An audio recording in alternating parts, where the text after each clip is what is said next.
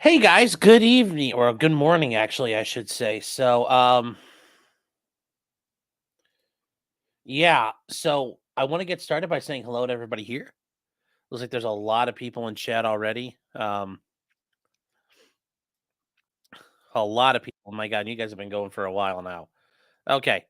So first thing is first.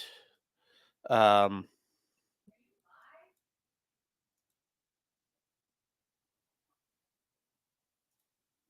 Also Rumble should be active as well.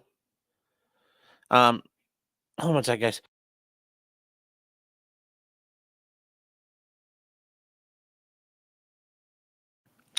So, anyways, guys, yes, we are live. I want to say hello to everybody. I want to say also congratulations to Suvi for getting first way back when.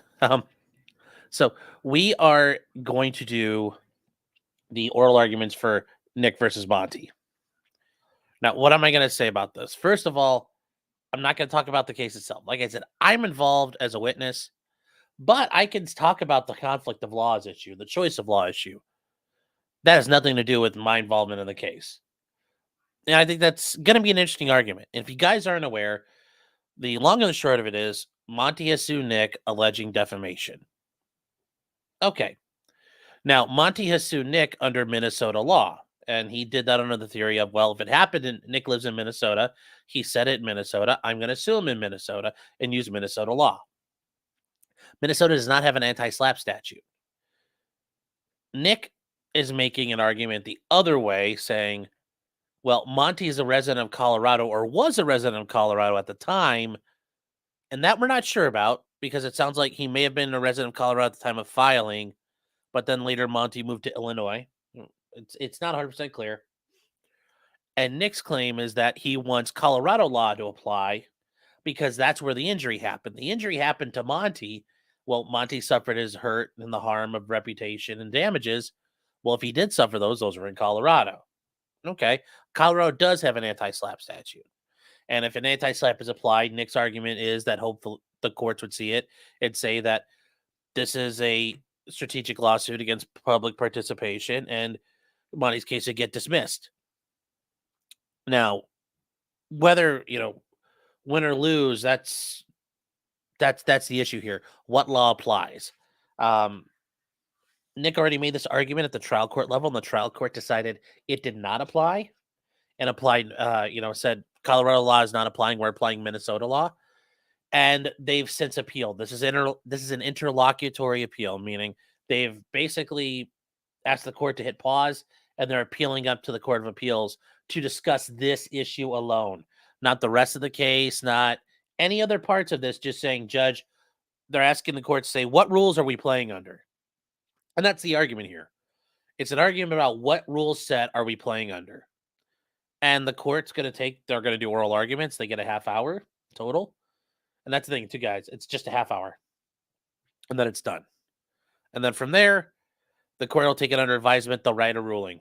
And that ruling, because this is an interlocutory appeal, will probably come out a little quicker than the other cases do. But don't expect something like some of these other cases where you get in a ruling like tomorrow or the same day. Like we did the Richard Allen case where they heard it by noon and then by like 3:00, they already had a ruling or a partial ruling. They don't do that. That won't happen here. So it'll be sometime in the future.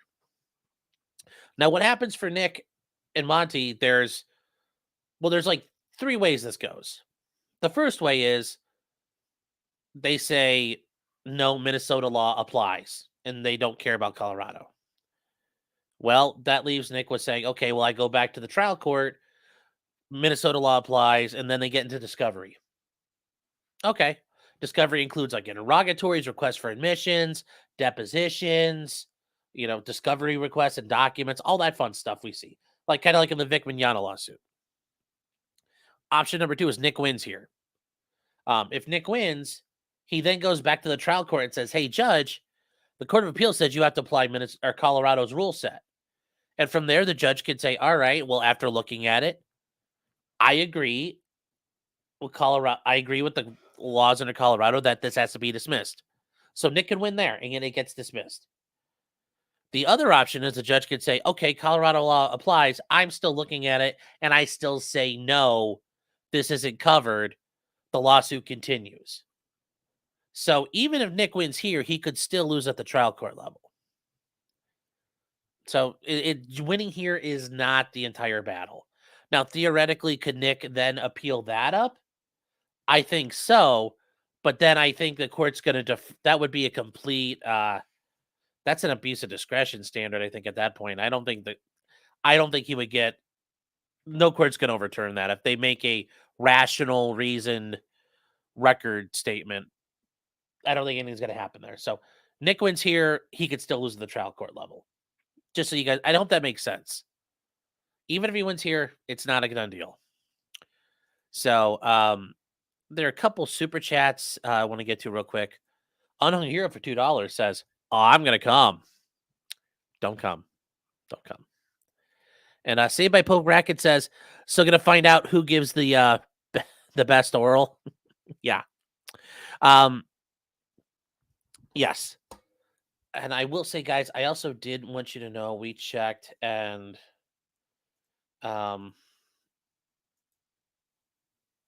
Zoom is running.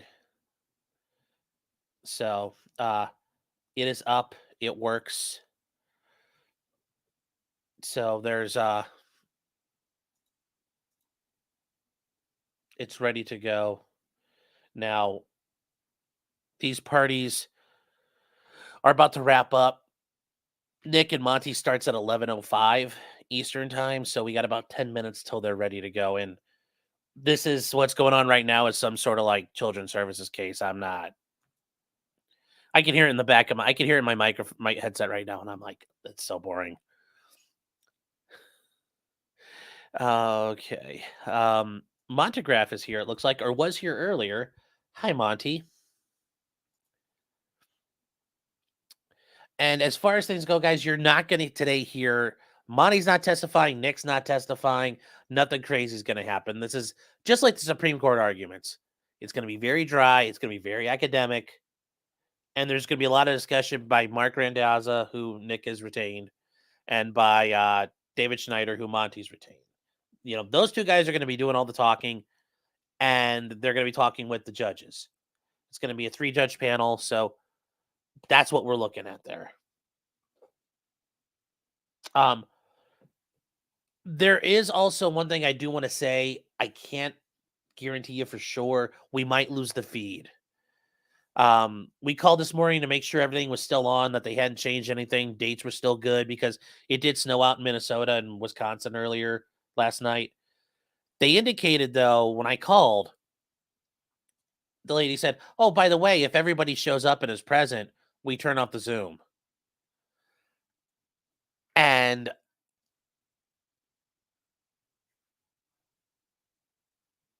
that's so, like, I don't get the point of that because don't we want public access to courts? But I said, okay. I didn't question her. I'm like, okay. So if they're there, they might turn it off. And I don't know. I forgot to mention this earlier. They might turn it off, which I'm kind of like, okay. So it might not. All right. So we'll have to just see what happens there.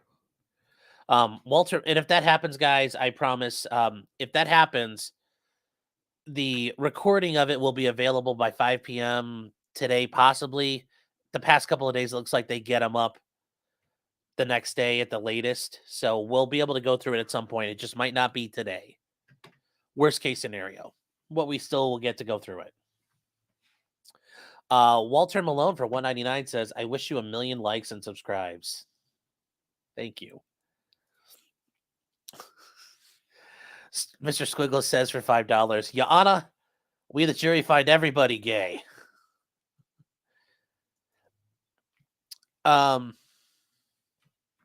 Nice podcast, stupid, is for $2 saying, "Does Nick need to go to rehab?" That's his own question to decide.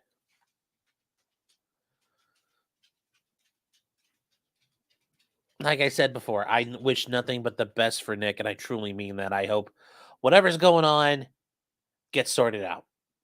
But I hope that way for everybody. I mean, this is the internet. I mean, unless you're a communist, and I hope you fall out of a helicopter. The Buzz CJC for $10. Thank you.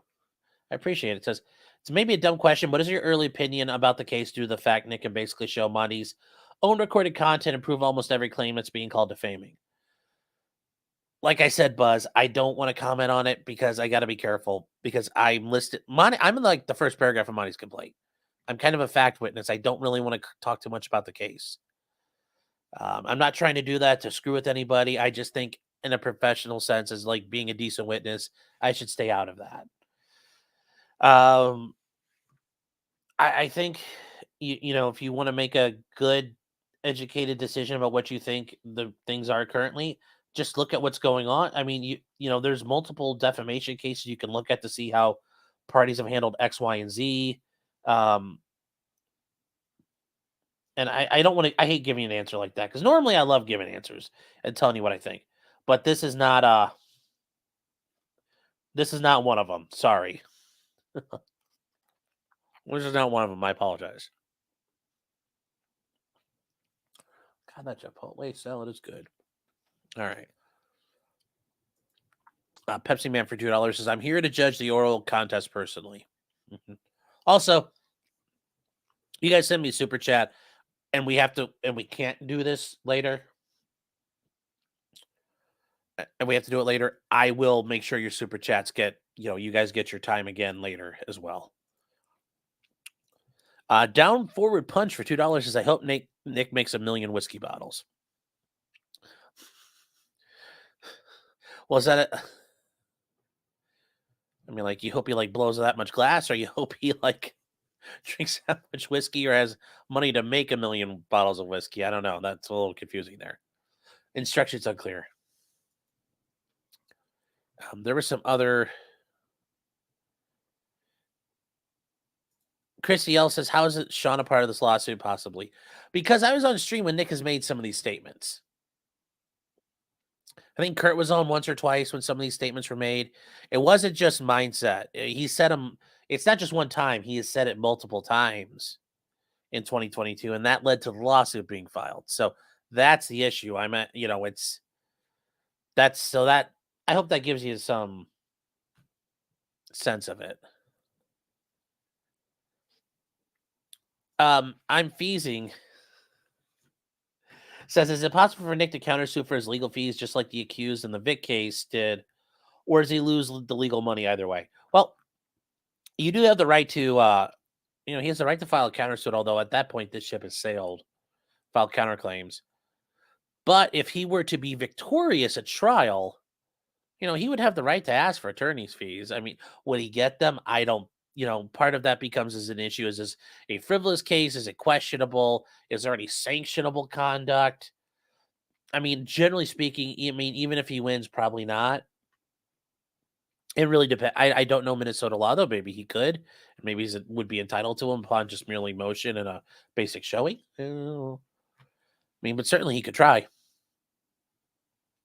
But then it becomes an issue of like how much money does Monty have to pay that back? Let's say Nick wins and he gets like $150,000 in attorney's fees.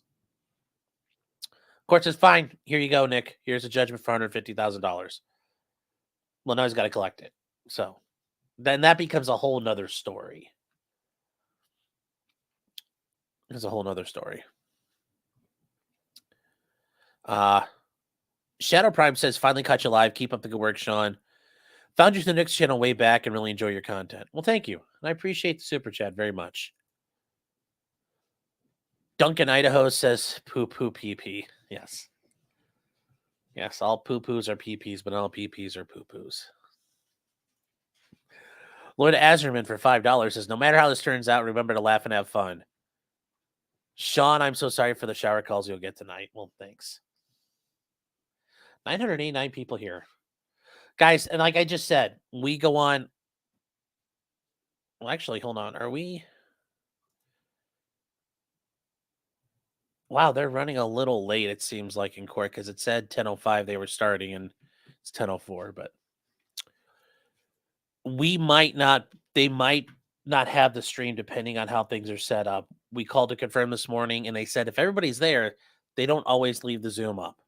Although from what I understand, Randazza is going to be showing up by Zoom because he like lives out west. So I don't think he came in just for this. So I think we'll be able to watch it. Bush McFadden's a new member. Thank you, Bush. And Dazoon gifted 5 memberships. Thank you. Well, you guys we're going fast now. Holy cow.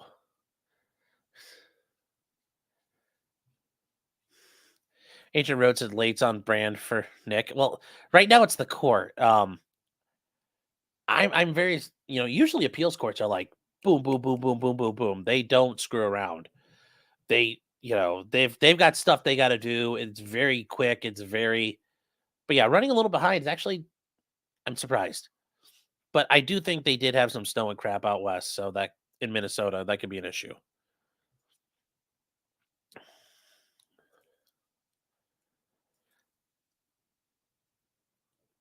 Um,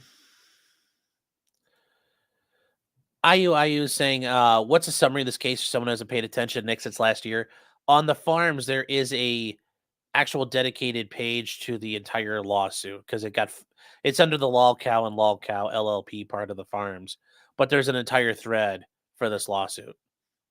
It's very well detailed. Downward Forward Punch has rough estimate today on how much this is costing Nick.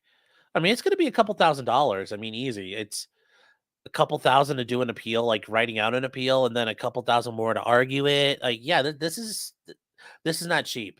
It's not like he doubled his cost yet, but I mean, I can easily see this being, like $15,000 for him because also Rendaza charges a lot, so his time is very expensive. So I can easily see this being like $10,000-$15,000.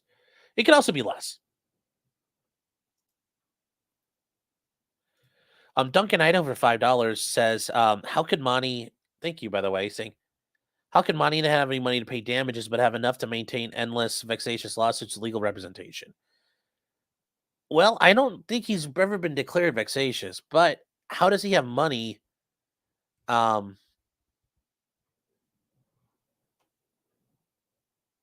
mean, you can always do like things like kind of like Acer's norm where he files in forma pauperis and gets fees waived, things like that. But generally speaking, it's not a high bar to file lawsuits. It's only a couple $100, generally speaking. So, as far as whether or not Monty has the kind of money, let's say Nick wins attorney's costs. Well, that's it. Just if he does, he does. If he doesn't, he doesn't. So, I'm starting to get paranoid that there's a.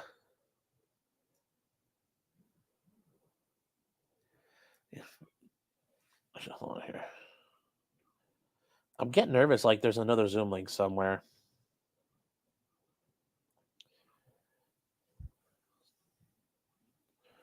So, um,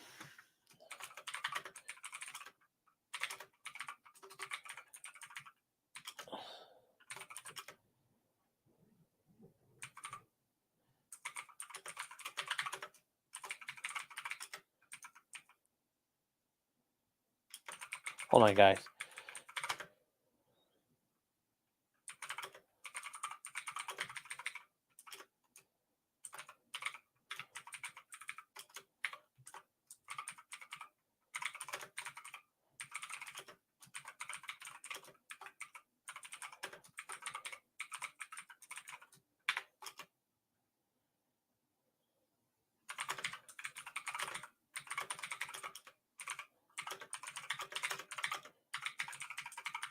All right, guys. Sorry about that. We have 5 more minutes. It sounds like here, so that's going to be the issue. Um,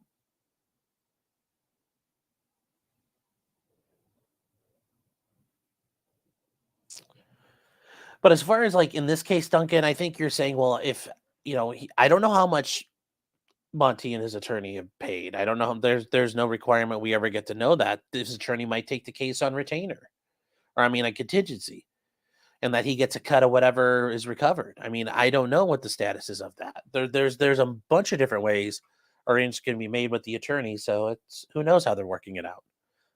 All we know is they've worked it out because they're working together.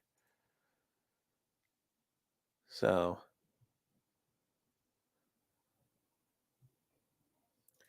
Pike saying, what is a slap versus an anti-slap? A slap is a strategic lawsuit against public participation. So, for example, we've been talking about like in the Afro Man case. Afro Man made fun of the cops who broke into his house because they did. They burglarized his house, uh, claiming they had a search warrant, which appears to be bullshit. And he made all the songs making fun of him when they sued him.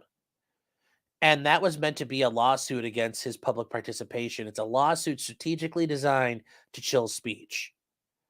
And that's what those are called. They're called slaps. Well, anti-slap statutes allow you to attack these preliminarily and kill them off at kind of like a stand your ground situation.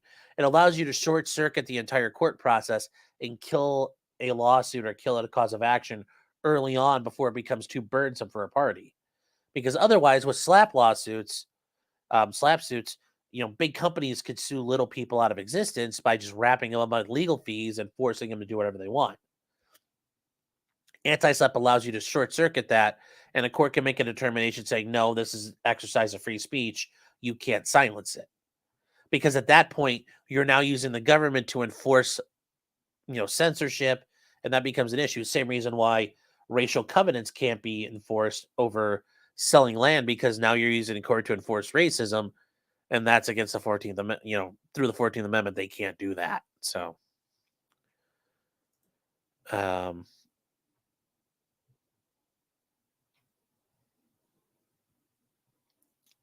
uh, lawsuits are expensive. Very true. And I'm not joking. When you do a lawsuit, you're taking a pile of money and you light it on fire. And then you hope you win. But if you win, you might not get any more money. You might just stare at a pile of ashes. You also might just get $1.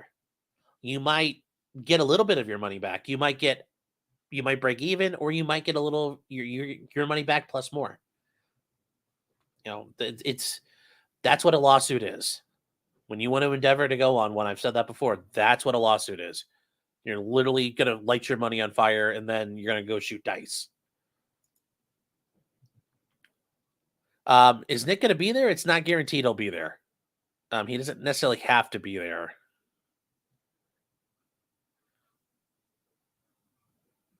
Monty ran a GoFundMe for the appeal, yes, but I don't think it was for the entire lawsuit. I think it was just for the purpose of the appeal. But I'm assuming whatever money's left over, he can use for his lawsuit.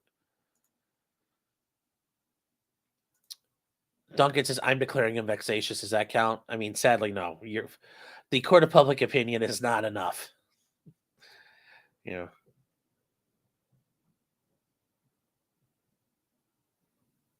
let's see here. Wow, you guys are like trying to catch up here. I stole Joe's keyboard. Yeah.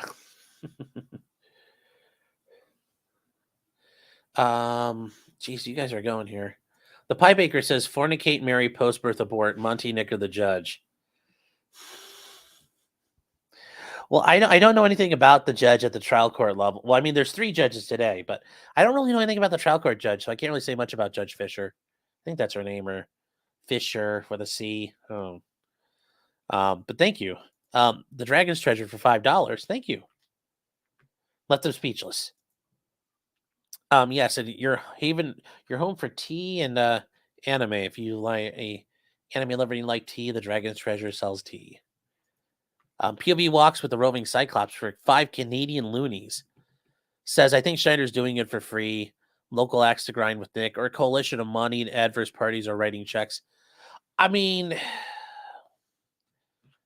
I would argue it's probably more likely he's doing it for free or contingency versus like Monica Rial, Ron Toye, and like Jamie Marchi, and you know all those people writing checks and conspiring to like yes, you know, like some sort of guerrilla war. I assume there's that. The first answer is the more likely answer if we're going to be realistic about things. I think that's the case. And hold on, guys. I got an email I need to answer real quick. Um,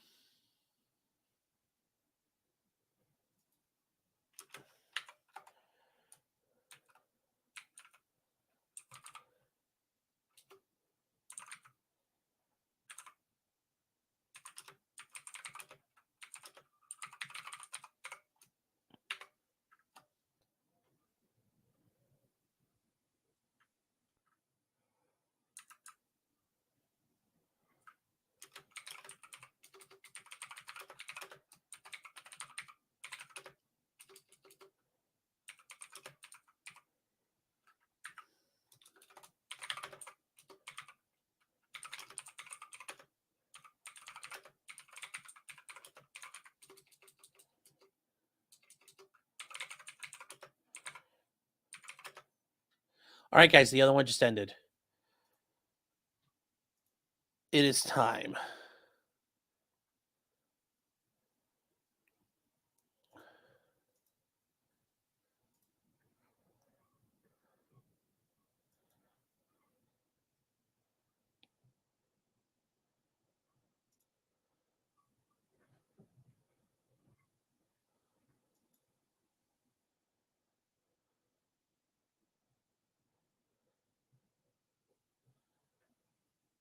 So, guys, this is kind of normal for how things go in a.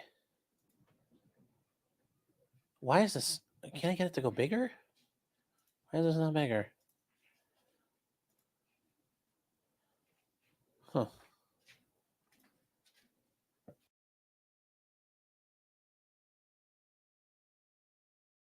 Apparently, you guys can't hear the sound. What the heck? I just had the sound on. What? Why is this not? God damn it! Hold on.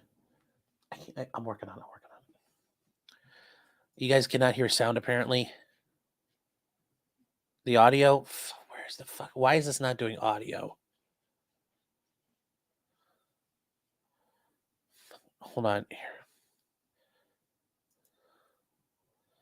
Hold on, guys. Guys, hold on. Hold on.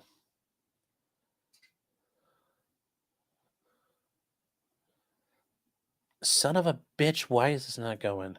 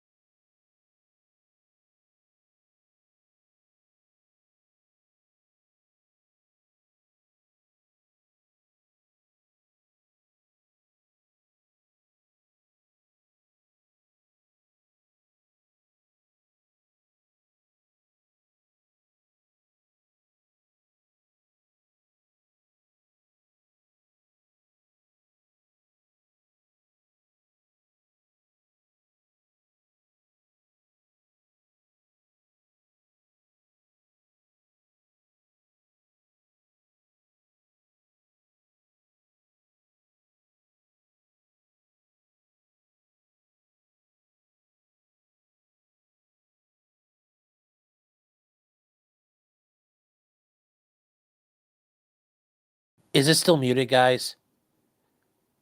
Are you fucking kidding me?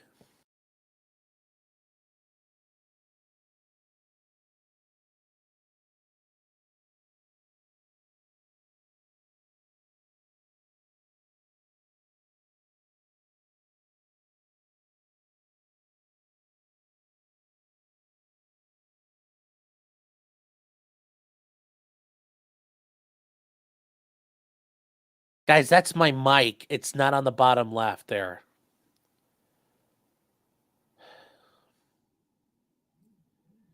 It's frozen too. Are you fucking kidding me right now?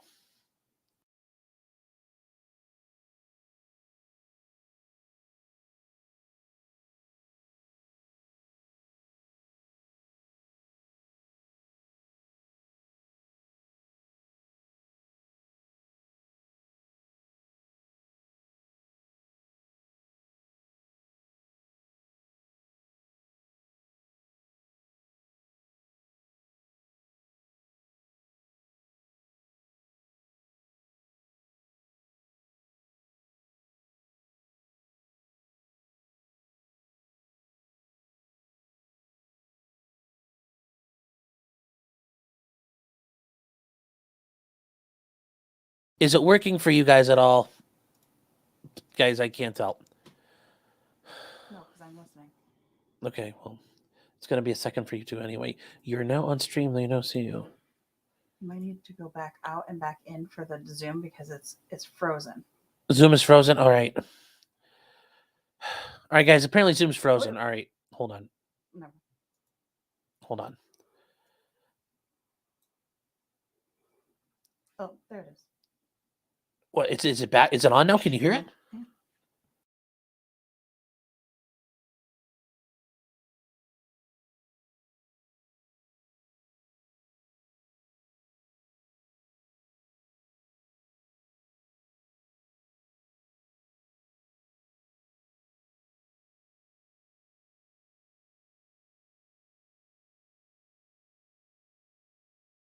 right, guys, we're trying to get back in there because I don't know why the sound's not working.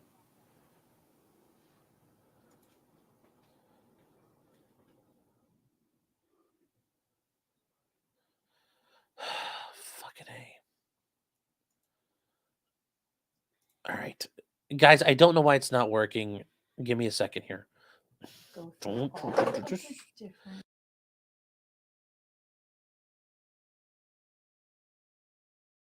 Wait, hold on. You guys are saying audio's back or what? I'm confused.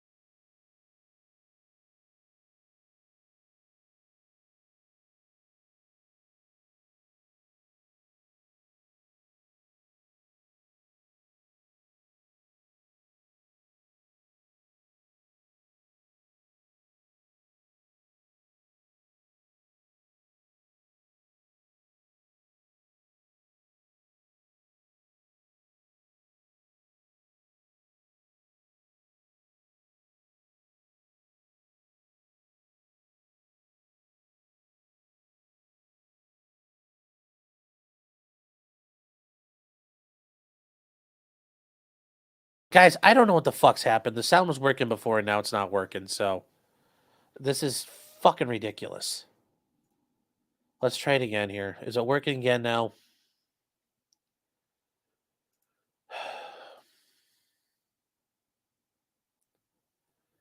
I know I'm muted because I'm not talking to you guys. I'm trying to talk to someone else. I don't know why it's not working. The video is, then it froze. Well, I don't know why Zoom's being dildo ridden, okay?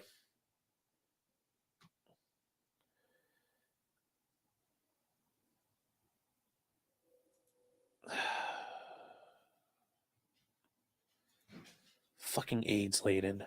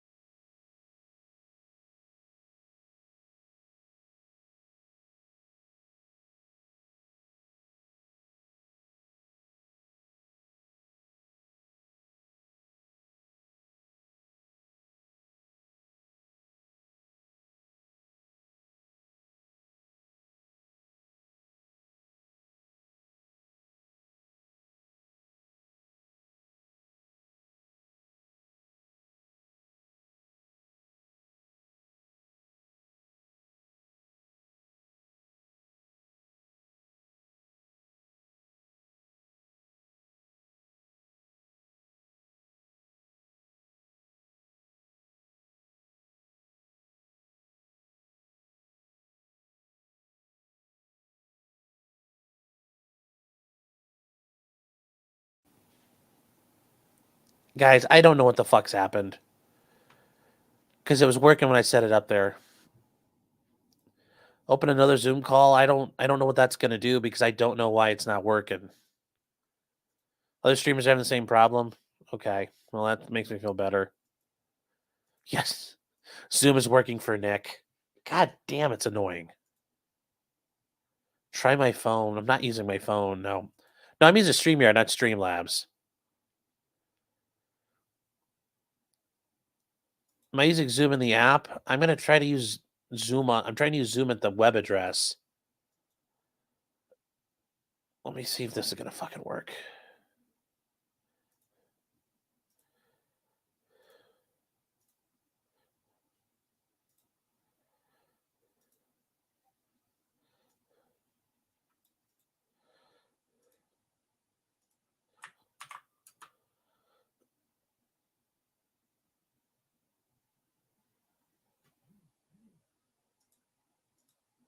Okay. I don't know. This is frustrating.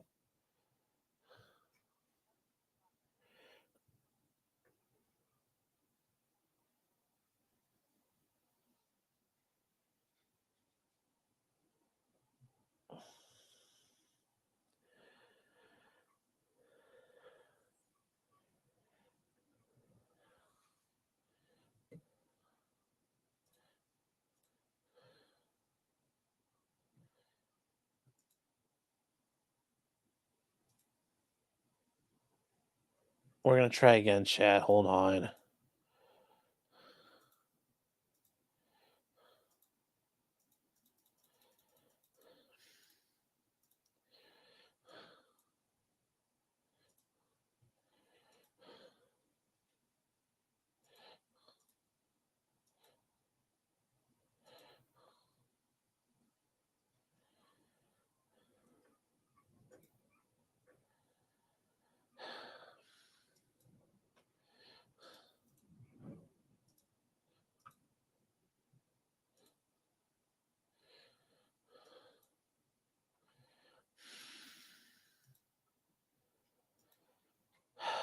God damn it. Let's see here.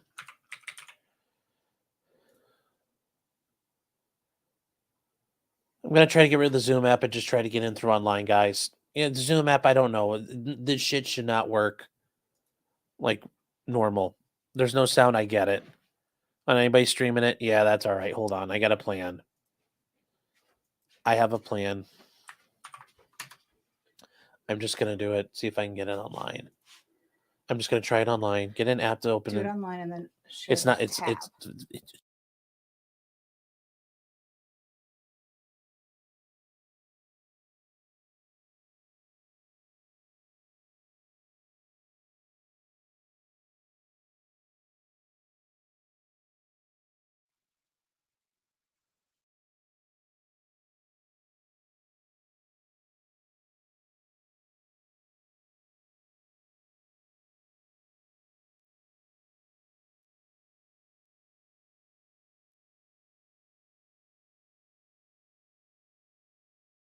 Court. Only the substantive rights come into Minnesota. Um, And so, respondent would still be Can you entitled. guys hear even the if we audio? agree with you, respondent may still be entitled under Minnesota's procedural rules to have additional discovery prior to a hearing on this motion. If it's true that the anti-SLAPP is applying a summary judgment standard, and in Minnesota, we say you're entitled to discovery prior to summary judgment. if that discovery would change something, yes. But when we're looking at simply matters of law, it's a matter of law whether someone's a public figure. And I think we've established that. It's also a matter of law if, for example, the level of rhetorical hyperbole here would be tolerated under Colorado law. Her decision was flawed in looking at summary judgment because she failed to look through the prism of Colorado substantive law. Colorado substantive law gives a wider berth to speech than Minnesota substantive law in this circumstance. Council, I want to follow up with on Judge Larson's excellent Guys, question, I don't know because about the video. I can't. What I don't know would what's going on here. happen Try if joining Colorado again. substantive law applied? In other words, even if the special motion to dismiss under anti-SLAPP law had been presented, wouldn't um, when there be the possibility to argue, wait a minute, that's premature, because if that is indeed Colorado's equivalent of a summary judgment standard of review that applies, we need to have discovery first before a decision is made. In other words, would Colorado's substantive process, well, procedural and substantive process, be the same as Minnesota's? The procedure would be different. In Colorado, there's an automatic stay on discovery, which I have not argued would apply here. Here, you would have a presumptive right to that discovery. But upon facing a summary judgment motion, let's say I'm arguing that he's a public figure here, and here it all is. There's no discovery that's going to change that. The only discovery below that they said that they needed was discovery on Mr. Quest's medical records. Yes, this is Randazza. I presume he has. So what if they need that? Why did they not get that before? You know, you frequently find I can't this fix is the pretty much volume, all I guys. do. And I always find when someone's trying to end this case early, the answer is we need discovery. And then the question is, well, what do you need? And the answer is we need discovery. It's just a circular argument. But, you know, in federal court, for example, Rule 56D, you have to at least say what it is you need. And that is this, I think that's the standard. I'm sorry, I'm just going to plead ignorance on Minnesota procedure here. I'm not from here, but most every state that I've been in, there has been a 56D equivalent where you don't just say, I need discovery in some great universe of that concept. You say what you need. Well, what is it you need to show that this isn't rhetorical hyperbole under Right. Colorado law? You can't go on a fishing expedition. I don't think you can. No, I think you have to have very targeted and specific discovery when you're faced with a summary judgment motion, whether it's under the auspices of the anti-SLAPP law or simply under summary judgment. Thank you, Your Honors. Thank you, counsel. You'll have 5 minutes for rebuttal. Counsel for respondent.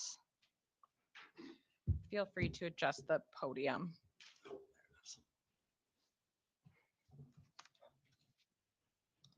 Is there a trick to raising it? There's a, Button doesn't seem to be doing it. Oh, there we go.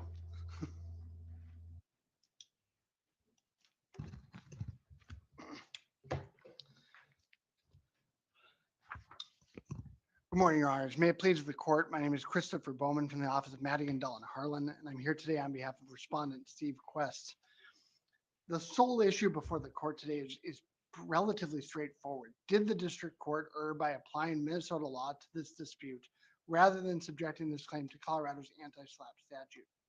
Minnesota's choice of law framework is based on consideration of what all today call the 5 Jepson factors: predictability of the results, maintenance of interstate order, simplification of judicial task, advancement of the forum's governmental interest, and if still undetermined, application of the better rule of law.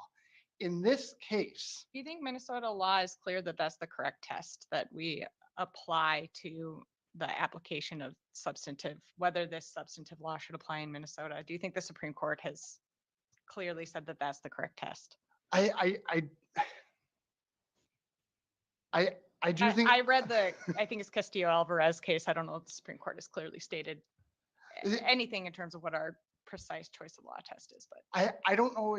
As I stand here today, I'm not aware of any Supreme Court case law that directly articulates that in a tort context. This court has said that in the Lohman versus East Grand Forks case.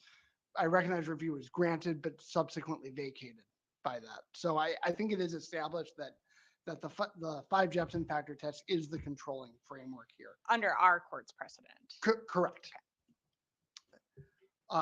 And in this case, not necessarily in every case, but in this case, that 4th factor, protecting Minnesota's governmental interests, Minnesota as the forum state, so overwhelmingly supports application of Minnesota law as to be, in essence, determinative, compelling affirmance of the district court's decision. Counsel, I have a concern about that. You argue vociferously in your briefing that that is outcome determinative, but aren't we supposed to look at the 5 factors and the 4 factors in particular and have an analysis of each one versus just saying, oh, this one factor controls the whole analysis. So you don't even need to look at the other ones. This one is the nail in the coffin. I want to make sure I'm understanding where you said the 4 in particular. Do you mean everything other than application of the better rule of law? Correct. 1 through 4. Yes. Again, I think it's a balancing of the at least those 1 through 4 factors. And here, factor 4 weighs so overwhelmingly, and I would submit that the factors 1 through 3 either similarly support Minnesota law, or for the simplification of judicial task is probably neutral.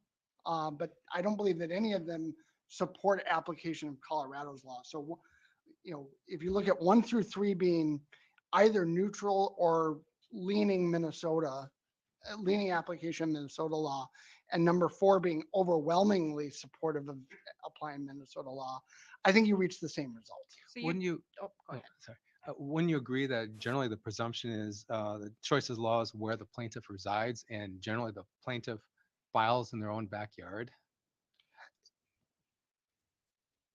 I think, Minnesota and federal law gives plaintiffs the option to choose the forum, subject to, of course, jurisdictional and forum nonconvenience grounds, which isn't what we're here on today.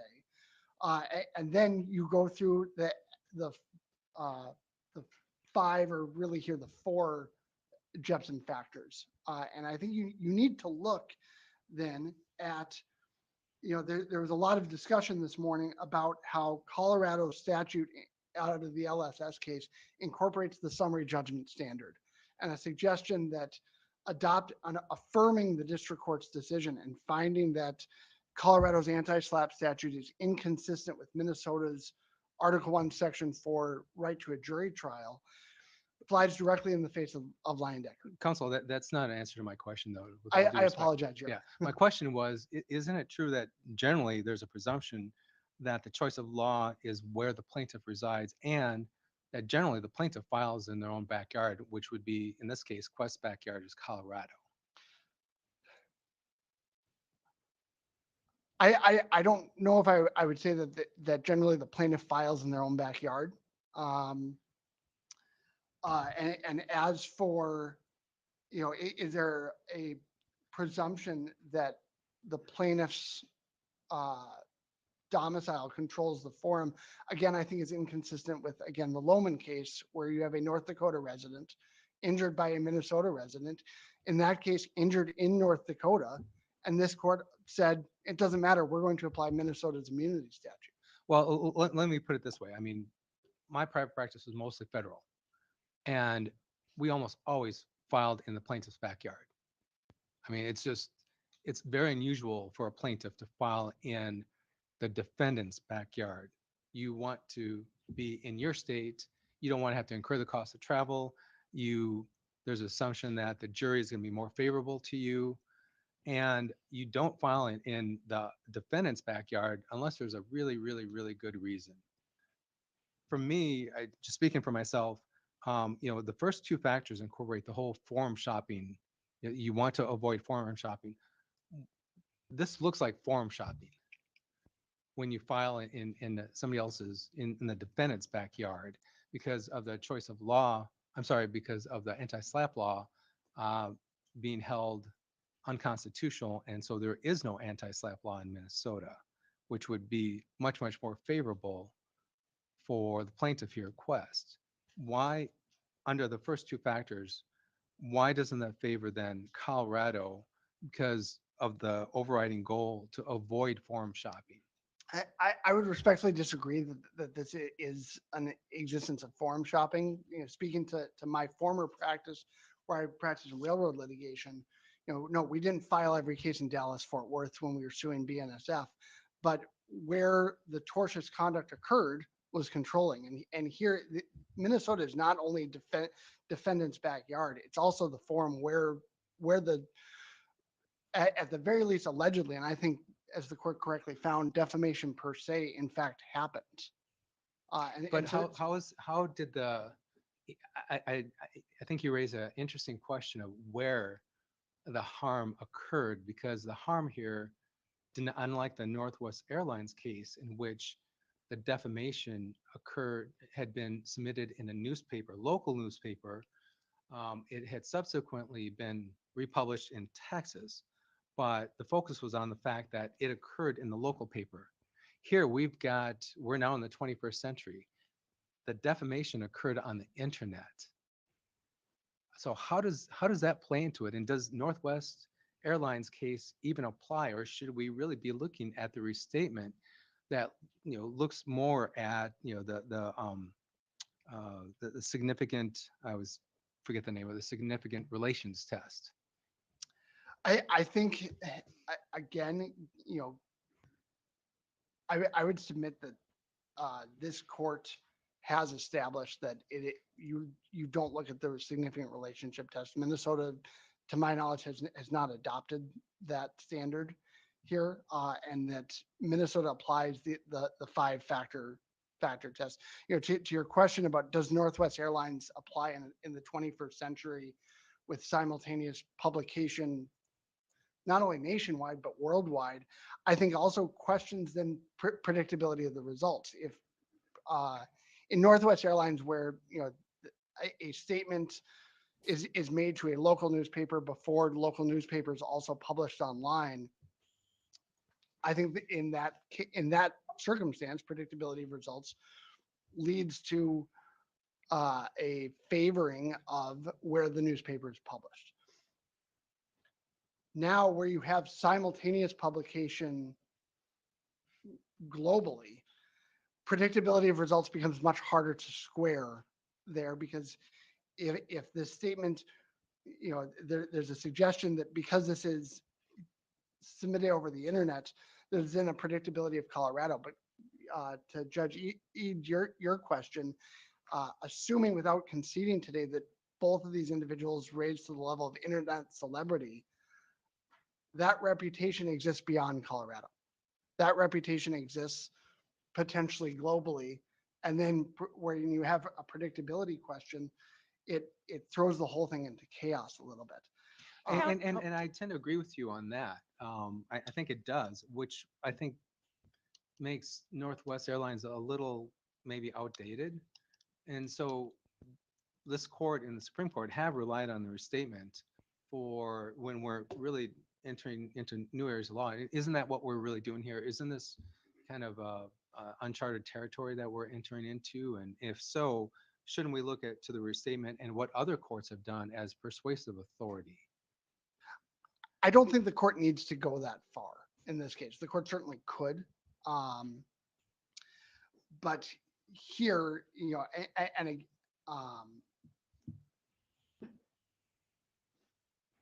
where again, I think the question before the court is whether or not the district court, and this court is an error correcting court, has a limited scope with that. And so if Minnesota were to formally adopt the restatement and say, Northwest Airlines was great for the time that it was decided, it doesn't apply in the YouTube social media era, respectfully, that would be a decision for the Supreme Court to make as a policy making court rather than this court.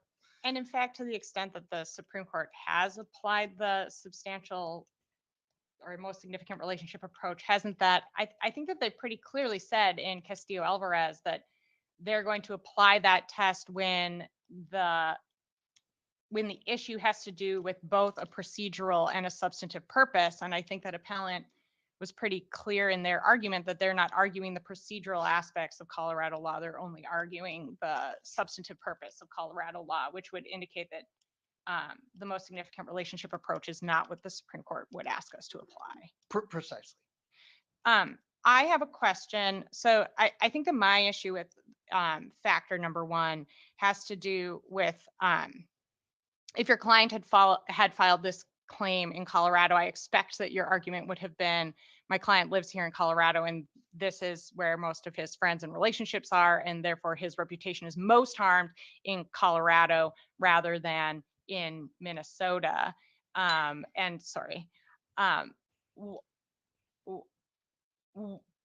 I do think that when you look at the federal cases that are starting to wade into in the internet age, what do we do? In defamation cases, often they say, well, a person's reputation is most harmed in the place that they live. And so is there a reason why we shouldn't think about that in context of the first factor? I think that weighs in. Again, I would submit that there is some question about whether or not Mr. Quest is in fact a Colorado resident and resides in Colorado. But for the purposes of this In the appeal today. complaint, is it alleged that he's a Colorado? Yes, resident? and so for the purposes of this appeal today, I'm not arguing that it's not, we would recognize that Colorado meets that second step of Minnesota's choice of law framework where there are sufficient contacts of both Colorado and Minnesota for global constitutional perspectives, either forms or either law to apply. Also, this court has recognized, and I think this analysis does survive an internet age evolution of society out of Northwest Airlines, where that first factor has less relevance in situations where they're not consensual transactions, where everybody knows in advance what law is going to apply. When we do business litigation, we put a choice of law in most agreements. So our client, the other client knows, hey, if there's going to be a dispute, everybody's agreed Minnesota or Iowa or Michigan law will apply here. And counsel, I actually agree with you on that point, speaking only for myself. I think that is a correct analysis. But then the first factor, I think, goes to the underlying issue of avoiding forum shopping then, right? Well, which I think the district court analyzed as the second issue or the second factor, maintenance of interstate and international order. I think the district court did in fact find that they thought this was forum shopping and that factor did weigh in favor of Colorado law. Do you disagree with the district court's finding on that? I disagree that maintenance of interstate order supports Colorado law. I see that my time's almost expired. Do you mind if I fully respond to the question? And sorry, Judge Reyes, if I restated your question. I want to make sure I'm answering all the court's questions. So I'm going to respond to Judge Larson, your question first, and I'll look to Judge Reyes and make sure that I've answered any questions that he has. We would dispute that the maintenance of interstate order factor supports application of Colorado law. The Colorado Court of Appeals, different divisions can't seem to agree on what this statute means and what standard apply. This statute meaning Colorado's anti-SLAPP. So you're saying there are other cases that have held it's not a summary judgment standard? Yes. Okay. Specifically, Salazar talks. Give me a moment. I have 522 Pacific 3rd at 248. That's a pin site for it. But talks about how the division held the court neither accepts the allegations as true nor determines truth, but must assess whether the allegations and defenses are such that's reasonably likely that a jury would find for the plaintiff. And then you get into almost the constitutional avoidance analysis that the Minnesota Supreme Court rejected in Leondecker 1, that the language of the statute is not consistent with a summary judgment standard. Judge Reyes, I would like to, if you'd respond to Judge Reyes's question. And I apologize, Judge Reyes, would you mind re-asking the question? Sure, if I can remember it. I I know what it was. It was on the first factor. So I basically said, I speaking for myself, I tend to agree with you in terms of the business relationships and with respect to the first factor. But I think there's still case law talks. The Nodek case talks about you still want to avoid the forum shopping. That's still part of the factor consideration, even under the first factor. Correct. I think avoidance of forum shopping, yes, it is a consideration in the first factor. I would agree with that. Okay, thank you. Thank Can you. I ask a question? I think you were trying to, at some point, get to the fourth factor. And just to sum up, since your time is done, perhaps you can give us your best argument as to why you believe that factor so heavily favors application of Minnesota law. Sure, Your Honor, and I will do my best to be brief as the blinking red light grows ever near, or as in fact here. In the Leondecker decisions, this court at first tried to frame Leondecker as a Rule 12 analysis, or frame Minnesota's anti-SLAPP statute as a Rule 12 analysis. Despite the language of the Minnesota statute not being a Rule 12 analysis, the Minnesota Supreme Court said, no, you can't do that. It's not a Rule 12. this court in fact recognized, hey, if this isn't Rule 12, it violates Minnesota's constitutional right in a footnote. And I believe it was Judge Connolly's decision in the first Leondecker appeal, or the first Leondecker appeal concerning the anti-SLAPP statute. The and the Minnesota Supreme Court in Leondecker 2, I believe 2017 decision, talks about how Minnesota has a constitutional interest in affording a jury trial right and submitting a claim to requiring the court to make a determination, which even LSS says that the court has to make under the anti-SLAPP statute, would violate that right. So unless the court has any other questions, thank you, Your Honor. Thank you. Counsel for Appellant, you have 5 minutes and there's a little shuffling behind you, so Okay, thank you. I'll give you a sec. You can feel free to adjust the podium if you don't want it that high. I can roll with it. Okay. So I want to address the what choice of law furthers Minnesota's interest first. Now, Colorado has forged a legal regime that protects its citizens from defamation while refusing to let that value impede on First Amendment rights. Essentially, Colorado has said, you have this much latitude when you're talking about a Colorado Pull up, reputation. guys. And I don't see how it furthers Minnesota's interests to say that if you're a Minnesota resident, we can strip you of that protection as long as they come and forum shop into Minnesota to get a different result. Should a Minnesotan have weaker rights than a Coloradan when you're debating over a Colorado reputation? I think that you'd be doing the exact opposite of serving Minnesota's interests. Counsel, can I ask a question? Do you disagree with respondents' argument that Colorado actually hasn't settled on whether it's the summary judgment standard that applies to the Colorado statute or not?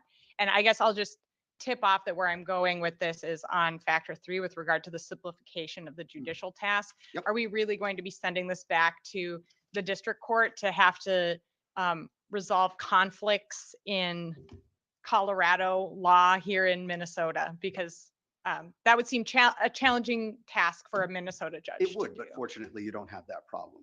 His assessment of Colorado law, with all respect, is wildly incorrect, not even close. And the case he cites for that proposition is a California case. So California, looking at the California. So anti-SLAPP law. can you just so the case that you're citing for the summary judgment standard, can you just explain, is that what we would consider here in Minnesota a precedential decision that's binding on all the courts, or is that just because I don't think is. you cited to the Northwest Reporter. So I wanted to, is that a binding case on all the courts, or is that a non-precedential decision that's more advisory? Because here in Minnesota, we would have a distinction in terms of the weight that we Right. would give to that kind of case.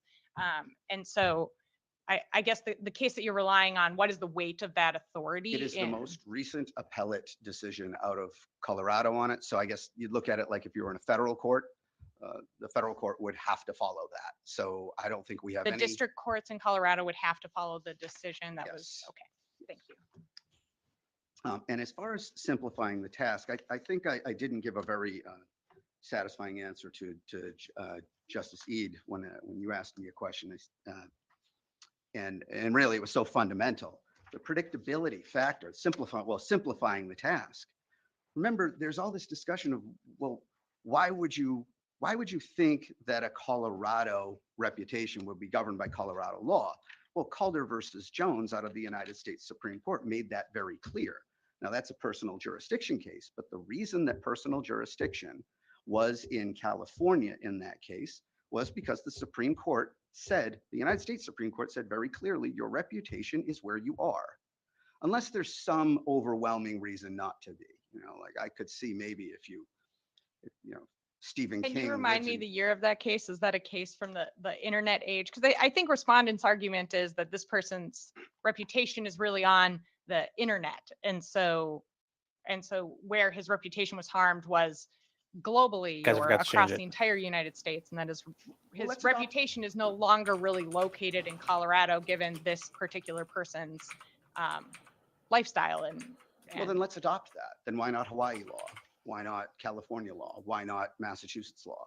I mean, I think that we have to have some predictability, and that predictability is, I mean, when I do pre-publication review for publications, they come to me and they say, we're going to write this story. And I say, where does the subject live? That's how everybody I know who does pre-pub review does it. So where are we going to wind up getting sued, or what state law are we going to look at? So predictability, I think at least in the online publication world, would be thrown into chaos in Minnesota if we decided that somebody whose reputation is everywhere, but lives in a specific place, that their reputation should then be managed under Minnesota law. And remember, again, if he sued at home, it would be a different result. So Colorado law needs to apply here unless you would like a different result for Minnesota residents, which again strikes at the core of what Minnesota's interests are. I think Minnesota's interests, if anything, should be that its people are free to speak in the same way that everybody else is, not to say that they're going to wind up getting sued in a libel tourism case by somebody who comes from one of the 35 anti-SLAPP states. And again, to remind you, sorry, I'm done. If you have any questions for me while I'm still up here. Thank you. All right, thank you very much. And thank you, counsel. Thank you to both counsel for your arguments in this case. This case has been submitted and we will issue an opinion in the time prescribed by statute. Thank you. All right, guys, that's it. Sorry. Okay, so that's it. Finally. Sorry for the delay at the beginning. And we're, well, let's wait till they leave. Yep, so it's all done. Okay. So that was interesting. That was a very interesting thing. Got a couple of super chats though we got to get caught up on real quick here. I forget how far I get. C-Nut Arbuckles for $2 saying wish you $1 million. Thank you. Chris Clements for $5 saying, how much trouble is Nick going to be for being gay and late to court? He doesn't have to be there. This is just your attorneys show up and do their thing. So thanks for covering this. Appreciate you. No, thank you. Fatty Cat says Nick is paying over $150K. His lawyer says as much in the link I posted. Yeah, but like I said, I don't know for like total sure, but the appeal itself is, its own little cost. Matt Stuffer for £10 sterling, the King's sterling. Cheers you and your coverage of this lawsuit. How long till you start toasting grandma's passing? Sarah Marie for £2 sterling says, hey, Sean, can you give me a TLDR? Okay, guys, I put it in the description, but yet Monty is suing Nick because he's claiming that Nick made defamatory statements about him, alleging that Monty is a pedophile and has molested children and likes to do it. Nick said it a couple different times throughout 2022 in the fall, and Monty sued him. Nick is trying to claim that because Monty is a resident of Colorado, Colorado law should apply. The issue is Monty filed a lawsuit in Minnesota where Nick lives. So it becomes an issue. The conflict of laws, the choice of laws. And that's a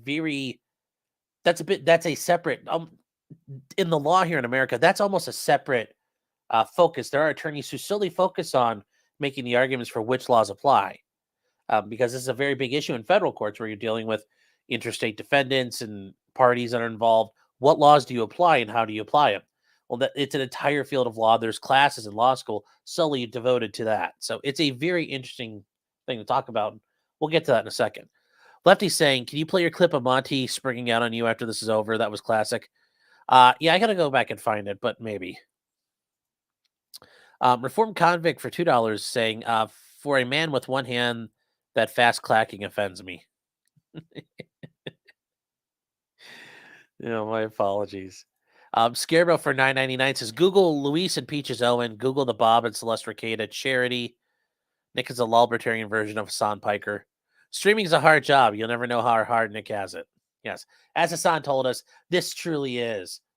I'm doing God's work right now, and you should be thankful for me.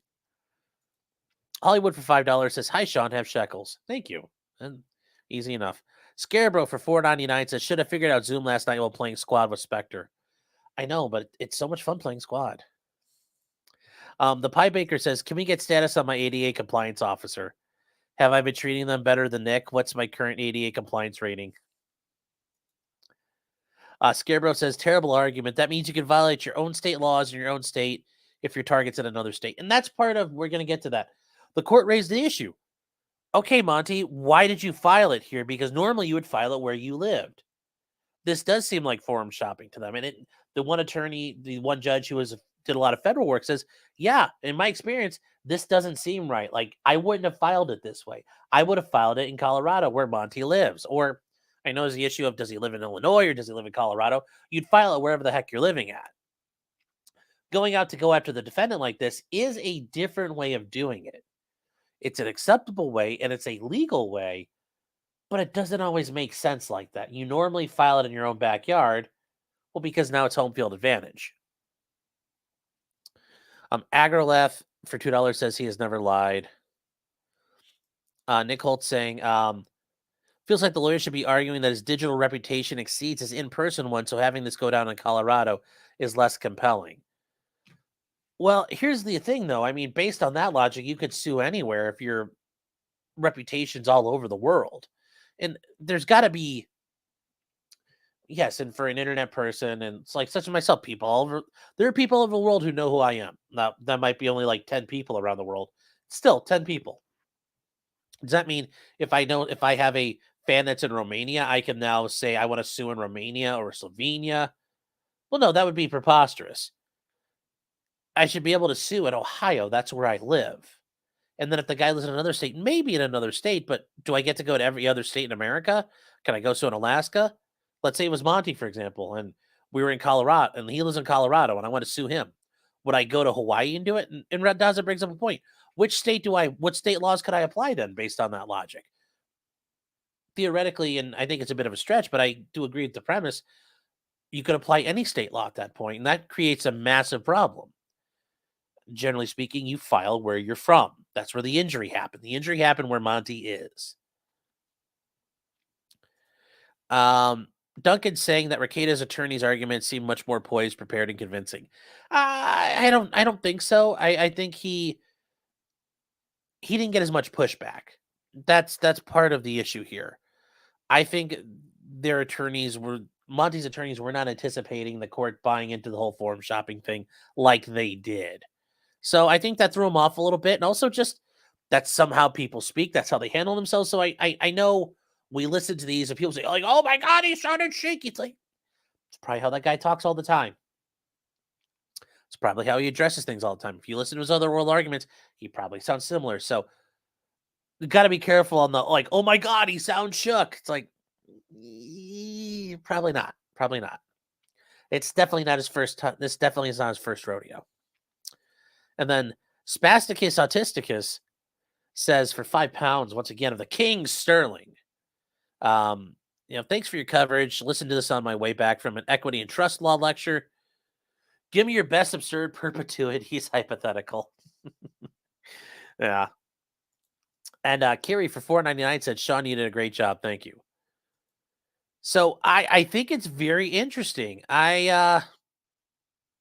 Well, Josh Moon, if you are the Josh Moon, hi, saying, yeah, Nick wins this. It's going to be split. I don't know. But here's the thing. I brought this up already. Even if Nick wins here, the trial court could say, all right, I'm applying Colorado law and say, nope, this is still defamation. Anti-SLAPP denied. Go to discovery. And then from there, like I said, discovery leads us into interrogatories, requests for admissions, requesting discovery from each other, depositions, all that fun stuff. That can still happen. So even if he wins here, he can still lose. Now, could he then turn around and appeal that decision? Yeah, but he's going to lose on that one because the Court of Appeal is going to say the court likely sets up a nice record for it. It's going to highlight the reasons why it supported its decision. And the Court of Appeals is generally going to go along with it. So, no, trying to appeal that would be borderline crazy. So I think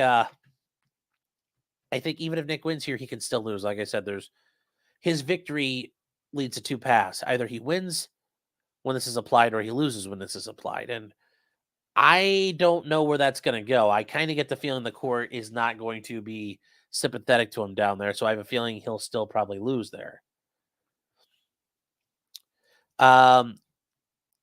This who we are says Monty in theory could file again in Colorado. Yes, he could dismiss right now, and he has the right to voluntarily dismiss a case. Although at this point, after doing all this, it's going to look kind of bad. And then he goes to Colorado. The courts might see this as somebody because they could bring up, look, we just came from Minnesota. This is all a bunch of nonsense. That doesn't look good for Monty at the end of the day. So, no, they kind of made a decision. I think they're kind of stuck here. And Rob for $2 says he filed it in Minnesota because we don't have anti-SLAPP. Exactly. And that was like the name implies, that was a strategic decision. Monty worked out, well, there's no anti-SLAPP in Colorado. So if I attack him there, Nick can't slap down my SLAPP suit. So that's why he did it. Now, if he goes to Colorado, he runs the risk of losing there with an anti-SLAPP getting applied. But there's still the fact that if it truly is defamation, well, then it becomes a problem. Does Monty initiating it in the chat matter? No. I mean, you can maybe try to argue unclean hands, but did Monty defame Nick really? No, he was just trolling the shit out of him. So you'd have to make arguments there. You could claim like unclean hands or, that he's, for those who seek remedy must have, be free from themselves. But no, just because you initiate contact doesn't matter about what another party does to you. So, for example, if, you commit a tort against me, just because I initiated the whole situation doesn't necessarily excuse your conduct. Sometimes it will, but it's not always guaranteed. Duncan Idaho for $10 says, if Monty had never lived in Minnesota or emailed himself in any way, I think you mean availed himself, and it's AV, availed himself in any way of the rights and privileges of a Minnesota resident, being able to sue in Minnesota from Colorado seems pretty wild, right? Not necessarily, because if you think, the guy said the thing in Colorado, the guy said the thing in Minnesota. Okay, well, I'm going to go take advantage of it there. Well, the tort was committed in Minnesota, and I think you could argue the tort was committed in Colorado. I think there's nothing wrong with going forward and doing that. As Randazza stated, typically, though, almost always you file where you live. Or if you're not filing where you live, you file where the defendant lives and you're arguing Colorado law. That's how you would do this. And typically for somebody like Monty, he would go to federal court and do this. But he hasn't. So yes, the judges are concerned there's some forum shopping going on here, and they don't like that. Now, forum shopping in and of itself is something attorneys can do as long as you're not making it obvious. But it's generally something we're against public policy wise. But if it's, they're like, we know what you're doing, but we can't do anything about it type of situation. So do I think it's going to turn into that? I don't know. They were far more receptive than I anticipated them to be, that was a surprise to me. Also, Rob, I'm going to say hello. We're going to have to talk again soon. I know you got a lot going on out there. Josh saying unclean hands, but yeah, and that's the thing. There would have to be a reciprocal action, and there wasn't so far. So I don't think that the fact that Monty engaged with him first does anything there. Just like I said, for example, and if it was me and Legal Vices and I sued him for battery because he hit me. Yes, if I hit him first, he would have a defense to say self-defense. If I just walk up to him and I say, hey, Jeff, what's up? Or I start making fun of him and he hits me, if I haven't committed tortious actions of my own, it's going to be very hard for him to say, well, but Sean, at the end of the day. It says Baldo versus Mellon. Yeah. Yes.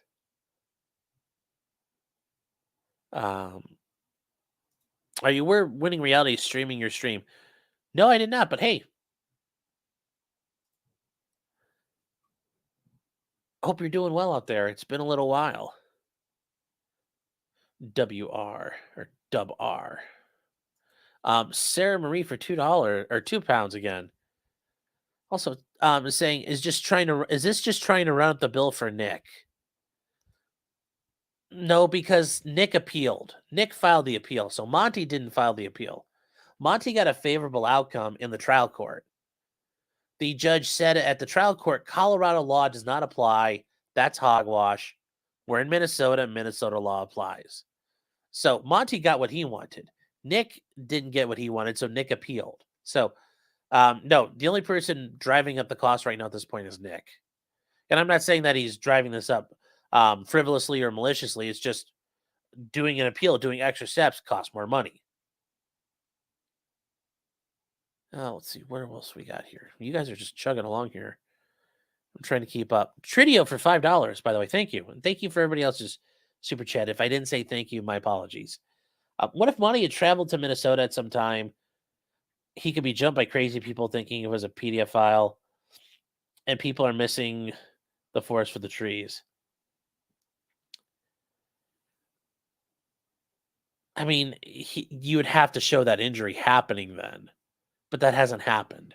Like, what if? I mean, if as I was on ROTC, and I know you guys are looking at me like, when did that happen? It's like, I was a lot skinnier my freshman year of college, a lot skinnier. As the one of the cadre, Master Sergeant Strange said, if we're a fifth, we'd all be fucked up by now. Yes, there a lot of things could happen, but they haven't happened. And you have to go off of what has happened. You know, the damage to your character. This idea that if he shows up in Minnesota, he could get attacked by a roving band of vigilantes. I mean, is that really going to happen? No. He could, get pelted by a bunch of Kiwi farmers who show up with like melons or something. Okay, that's still pretty much never happening either. I'm just saying you have to show real injuries. Not, oh, this could have been bad for me. It's like, okay, well,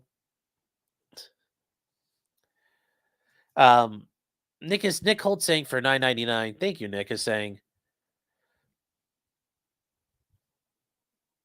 how does anti-SLAPP work in the context of defamation per se?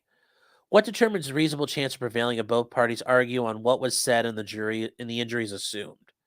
Okay, well, anti-SLAPP does not get to the jury. Anti-SLAPP is a question of law. The judge decides questions of law. Okay? So anti-SLAPP is you challenge it and you say, I have the right under the First Amendment here to say what I said. This lawsuit is bullshit, and it gets tossed. And you make an argument, you have a finding, you have a hearing, and the court makes decisions.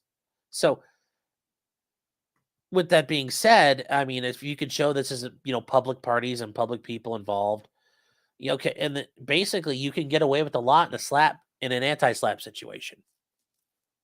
So, for example, if you really did commit defamation, you could still, to an extent, get away with it. But here, he's not, anti-SLAPP does not automatically protect him. I mean, you can commit sometimes too much. If a court determines, no, actually, you did too much of one thing, well, anti-SLAPP does not always apply. Is there a reasonable chance of prevailing if both parties agree on what was said and the injuries assumed? Well, if everybody agrees on what's said and the injuries assumed, it just becomes a question of, was there actual damages? And was there, if it's defamation per se, there's a presumed harm, and then it becomes, what are the damages? So we haven't even gotten that far yet, as far as what the jury would determine, what's being presented to the jury yet. That's still kind of out there. So if you're wondering, does the jury determine anti-SLAPP? No, that's something the court decides, and that's settled way before you get to a jury. And we're not even to discovery yet. So we're at like we're a half mile into a marathon at this point. And Monty says, no, it's not forum shopping. I was in the state of Illinois at the time, and Randazza knew that. Thus lied the court. He had an opportunity to make it right today, but failed. Soon he'll be learned. Monty, all I can tell you is everything you say, comment-wise, could be determined to be admissible in court. I can't tell you it would be. I can't tell you it wouldn't be. So I would caution you And I don't know if your counsels advise you, but I would recommend you consult counsel before you make statements in public regarding the actual factual basis of your case. Um, because, and I'm not saying you are forum shopping, but the court seems to think that might be an issue. That doesn't mean they're going to agree ultimately in their opinion, but that's something they're interested in. There's something they're going to look into. And that's the other thing, guys. It's hard to gauge from one side or another what the court's doing because they grilled both of them. They grilled Randazza about how's this going to work? Should we really be applying Colorado? And then they point out, like, this seems like forum shopping to the other guy. So I think right now it's split. I think it'll probably be a split decision. I don't see it being unanimous. And like I said, I think Nick can win, but he could still lose. That's a very real possible outcome. Absent-minded says, that's a funny one. How does this case make it to discovery when there's no damages claimed? Well, that's part of, he did claim damages and he has damages in his complaint. The specific damages, though, can come out in discovery, although, as Randazza stated, and I agree, that discovery is solely within Monty's possession because Nick has no idea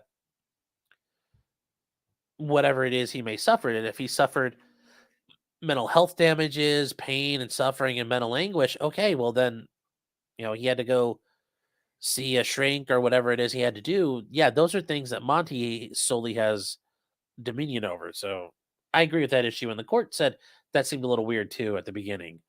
While I was trying to get that loaded, Randazza brought that up and the court agreed. And we will go over this with the audio hearing because we got to miss a little bit of it. Off license says, could this affect Nick's law license? No. Getting sued civilly and it's not relating to your duties as an attorney generally won't affect your law license unless it's something super egregious that pushes the bounds of just general conduct. Getting sued for defamation like this, no. If he were to go into court and say something dumb or do something dumb, sure. But just getting sued doesn't automatically cause you problems. You do have to report those things though. Like if you end up getting sued, generally, at least in Ohio, you generally have to report when like legal action's taken against you. Although and here in Ohio, the Supreme Court look at it and say, oh, it's nothing to do with his legal representation. They wouldn't care. What happens on a split decision? Well, there's 3 judges, so it's 2-on-1. So whoever, it's a majority rules.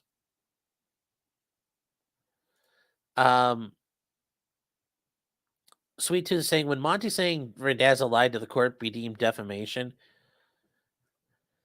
I mean, you'd have to show damages because it's not actually. I mean, you have to show damages there. Is it really defamation per se? Because is he accusing him of committing perjury? No. So I think you'd have to show some damages there, and how that would work, and then I think it's response to a party, and they're in the middle of a suit. I don't think that would be really actionable. Shade Chaser says, are we forgetting the accusation didn't start with Nick? Beyond the issue and appeal, Racket's repeating a rumor or so a decade old. Will that make any effect if it makes it to court? It might. I don't know. That's, like I said, guys, that's something I don't want to comment on because I'm involved in this. I got listed as a party in it. And for that, I try to avoid actually talking about the actual merits of the case. Whether or not Colorado law applies or we have to eat ice cream with a fork or a spoon doesn't affect the actual progression of the case. That's why I don't feel like I can't comment on it. And I hope that makes sense there.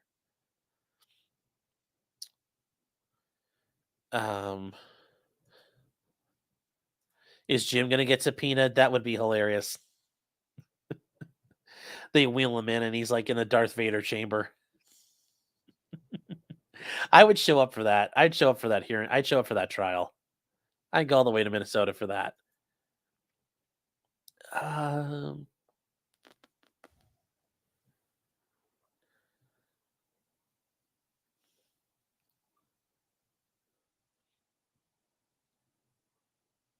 Yeah, Alpha Fox, I agree. I'd say that's more of an opinion anyway. If you really wanted to get involved with it, the whole issue of what Monty's saying, Randazza lied. Even then, it's like, does Randazza feel like he's been injured at all? He's going to be like, no. So it hasn't really hurt Mark at all. So no, he's gonna no real problem there. No real problem there. There's a jury question in the Michelle Troconis trial. I'm not surprised. Tonight, guys, will probably do the closing arguments for that case. I think the jury's going to be out a bit because they got fed a ton of bullshit on that case. They're going to have to sort through. Jester saying I'm probably walking a fine line. I don't think it's that fine of a line. It's just I think I shouldn't be commenting on the case, and it's not because I have an ethical obligation. I feel just as a party, if these guys have been sued each other, like I should stay out of it. I could comment on it, but then that gives problems if like Nick were to use me as a witness. Okay, well I'm biased. If Monty were to call me, that makes me biased. And these things are hard enough when you're litigating them as an attorney and trying to make less problems for the people involved. I don't know. I kind of feel like that's karmic. Trying to pay it forward a little bit and be what I'd want a lot of witnesses to be, somebody who's not fucking around in it too much. Although to be fair, I think, and if I had a case I was pursuing and I found out one of the parties was one of the witnesses was like live streaming stuff, I'd be like, oh fuck. But hey, I'm trying. I'm trying really hard.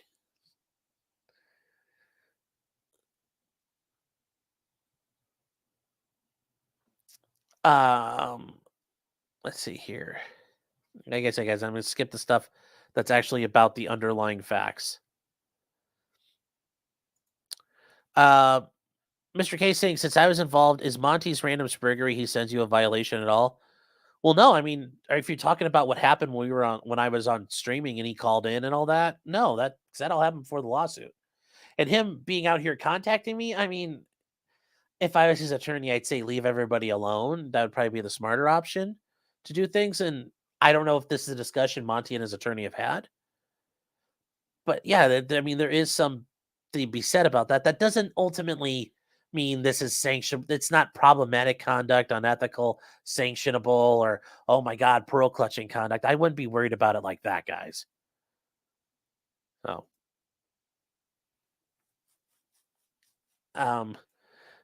X-Nun says Jim never said what Nick did. I know, but I just think the idea of Jim being coming into court would be great. Oh. Unhung Hero for $2 says Jim would have too much fun with that if he was.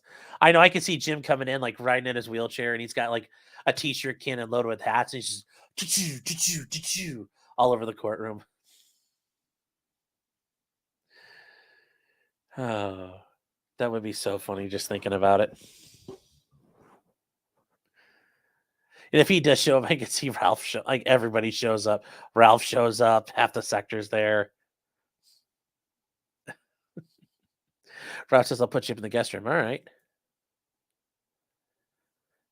Let me see here, trying to catch up.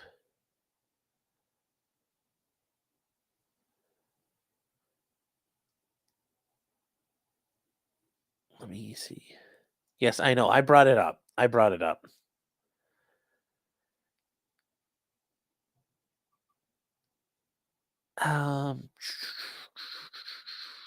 Let's see here. Monty and all in the same chat. What a day. I know. What a day. It's a salad days chat. Salad days.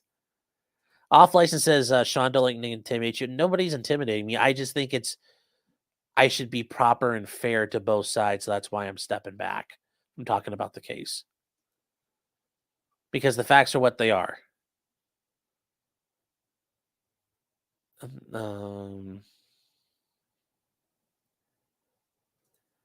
Saved by Pope Bracket saying, is it wise to even restream it and answer questions? I mean, I can answer questions about the fact, like me commenting on whether or not the right law applies in the situation, I don't think really affects my bias saying, well, I mean, like I said, there's a fair argument that this Colorado law does apply because, 99 times out of 100, it would be the place you're applying it in. That said, though, there is the idea I'm suing you where you live. You got to deal with it. I think there's a fair argument there. I think some of the arguments raised, and you hear them talking about different tests and distinctions. A lot of that's Minnesota law, so I don't really know it. But I mean, I don't see how that changes my opinion. You can't claim I'm biased because I commented on the choice of law.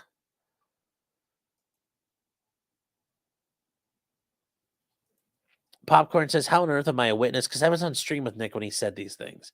Some of these things. I was actually on a stream with him, like here on StreamYard. I was in a room with him when he did that. So, let me see here. Winning Reality. Hey, I just saw your message in Discord. Sorry, I didn't get to it sooner. I didn't see it. But for $20, thank you. It's saying, thanks for letting me snipe, bro. I usually have the Zoom link for these, but didn't get this one in time. You know, your take is that Nick should have set up, but mine shouldn't have been there. So justice may be served as it should. Who knows? That's your opinion to have there. That's your opinion to have there. But thank you for the super chat. Yeah, I just saw that. My apologies for not seeing it sooner. Yeah, guys, we actually, in a couple of minutes, I'm probably going to wrap this up and we're going to watch some of that Hannah Reid case because it's day 5 and they haven't gotten too far yet. Amon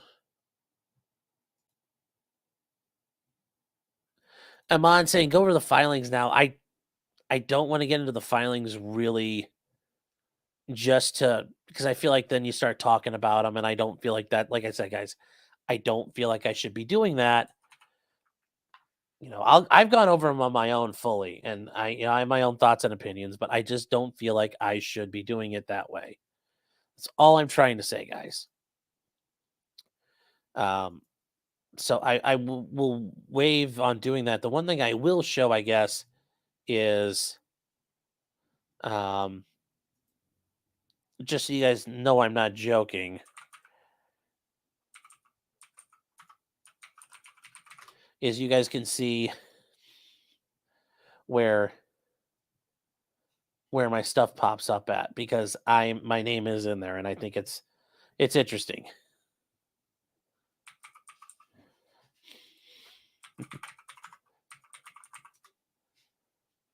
So, oh, hold on one second.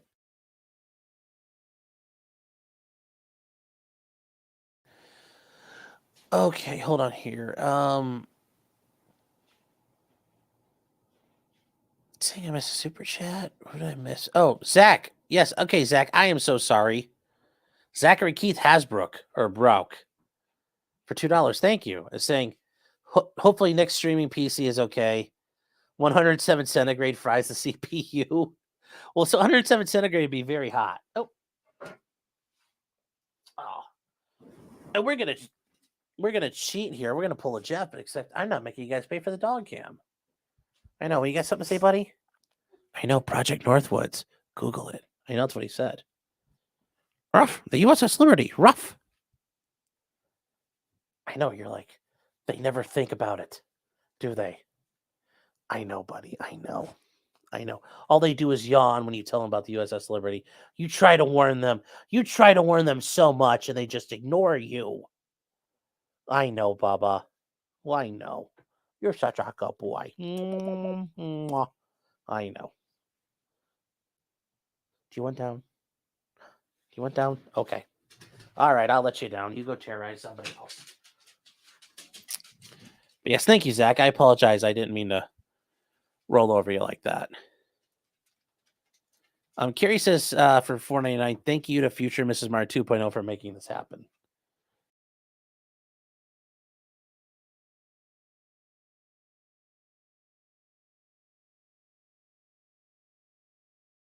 We're not close to being done yet. Montegraph, Monty for $10. Thanks, Monty. Monty, like I said, I can, you should really talk to your attorney before you make comments in public. I only say that because I'm not saying you're right or wrong, but your attorney should really know if you're making statements out there, okay? I don't think this is really necessarily a bad one. I'm just, like I said, just want you to know that. But thank you for the super chat. I mean, to be fair, like this could be considered like, well, you donated money to me now, so like, does that make me biased? Is the other thing I would say is a thing there.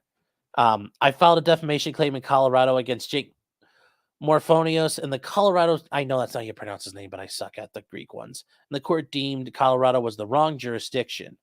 They too recommended I file in Jake State.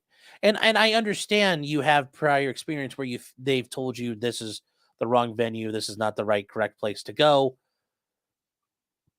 And I think that's, an understandable argument. So I don't know, that's an argument you can make there. So I don't blame you for doing what you did. Like I said, you have the right to do what you did. You have the right to go straight to Minnesota. I just think, like I said, and the judge said, like, my experience when I used to do this all the time, we always filed where the plaintiff was. And also, hold on.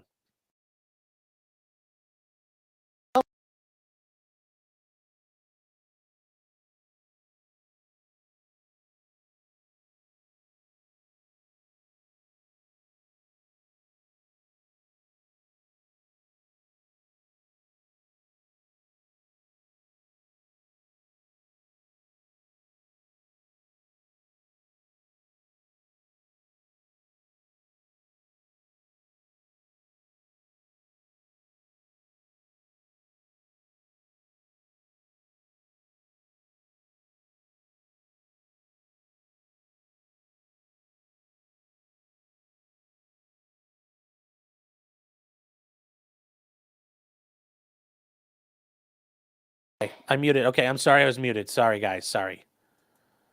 My bad. My bad. Boomer muted.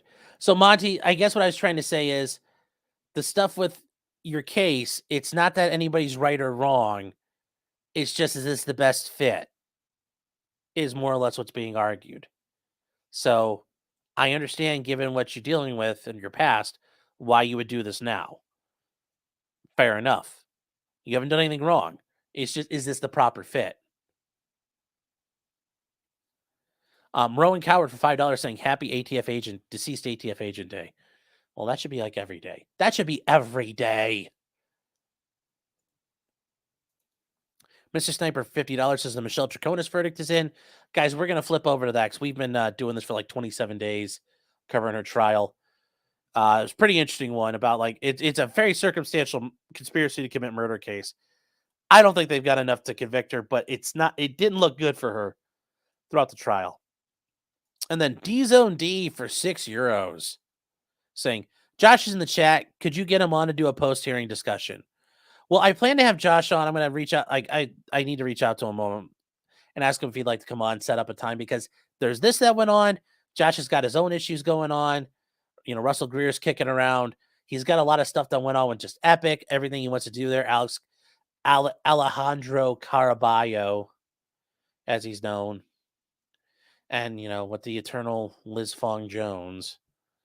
Elliot, as he's more properly known by. I call him Elliot because he is. Josh wants on now. Where did I miss that? Because I was trying to read the chats. Do you really want on, Josh? Hit me up on Signal, because if you want me on, I can call in. Just give me a minute. You are muted. Okay. All right. Hold on. How do I send this to you? Shit. How did I do this before? Okay. Hold on. No, I'm going to send it to you through the farms if you want to come on for a second. And guys, we'll do Troconis right after this. Because Null does have his experience in his legal experiences. He can talk as a very veteran member of the legal world.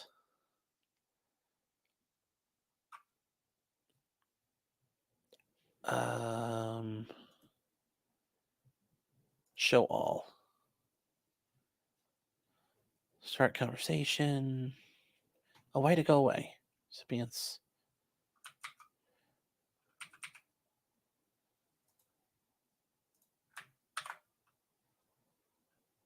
There.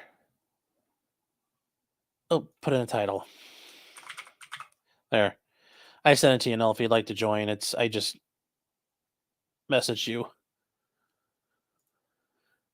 If you guys are watching the Troconis trial yet, hold off, because I don't watch it yet. We'll watch the verdict together. Well, I was trying to read everybody sent super chats. I felt they deserve to be read first. So,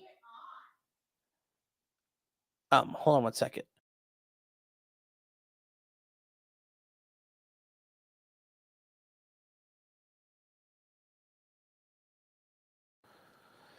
They think it's just a question for Draconis. All right, well then we're not going to go back for a question. That's not worth the time yet. Jim wants on. That's hilarious. Hi.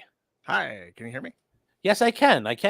Ladies and gentlemen, I want to welcome you to, if you guys are not familiar, this is Joshua Moon, also known as Null, the proprietor of Kiwi Farms, among many other entities.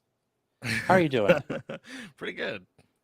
And I didn't, I meant it truly. You have a lot of experience of, at the legal world at this point in time in your, your storied career. I'm sure you didn't expect that when you started all this. Yeah, there's like an expression like serial litigant is how you describe someone who sues people Yes. constantly. I'm a serial defendant, I think, is a new category of person that I fall into. I think so. I think that's very true. You're very much a, you're There's a brand new constantly. guy threatening to sue me pro se. I don't even want to mention him because I think he's out for attention, but it came out of nowhere because I don't want to get into it, but it's like I'll talk to you about it. I'll talk to you about it later. Yeah. That way you don't have to. So you listened to it. What'd you think so far? Okay, for I thought that Monty's attorney, he didn't sound very opposing, which I know is like a superficial thing, but I Yeah. think that matters a lot to people. Sure. He kind of had like a mush mouth, which I shouldn't say ever, but it was definitely, I don't know, they grilled him really hard, and the one thing that the guy on the first panelist, the guy on the left, he asked him a question that was like, why should it be in Minnesota instead of Colorado? Doesn't it sound like forum shopping? And you would hope that when you're going to the appellate court, I think this is the appellate court, right? To do oral arguments, that you would have a canned response for that, because that's like the question. That's the question that you're answering.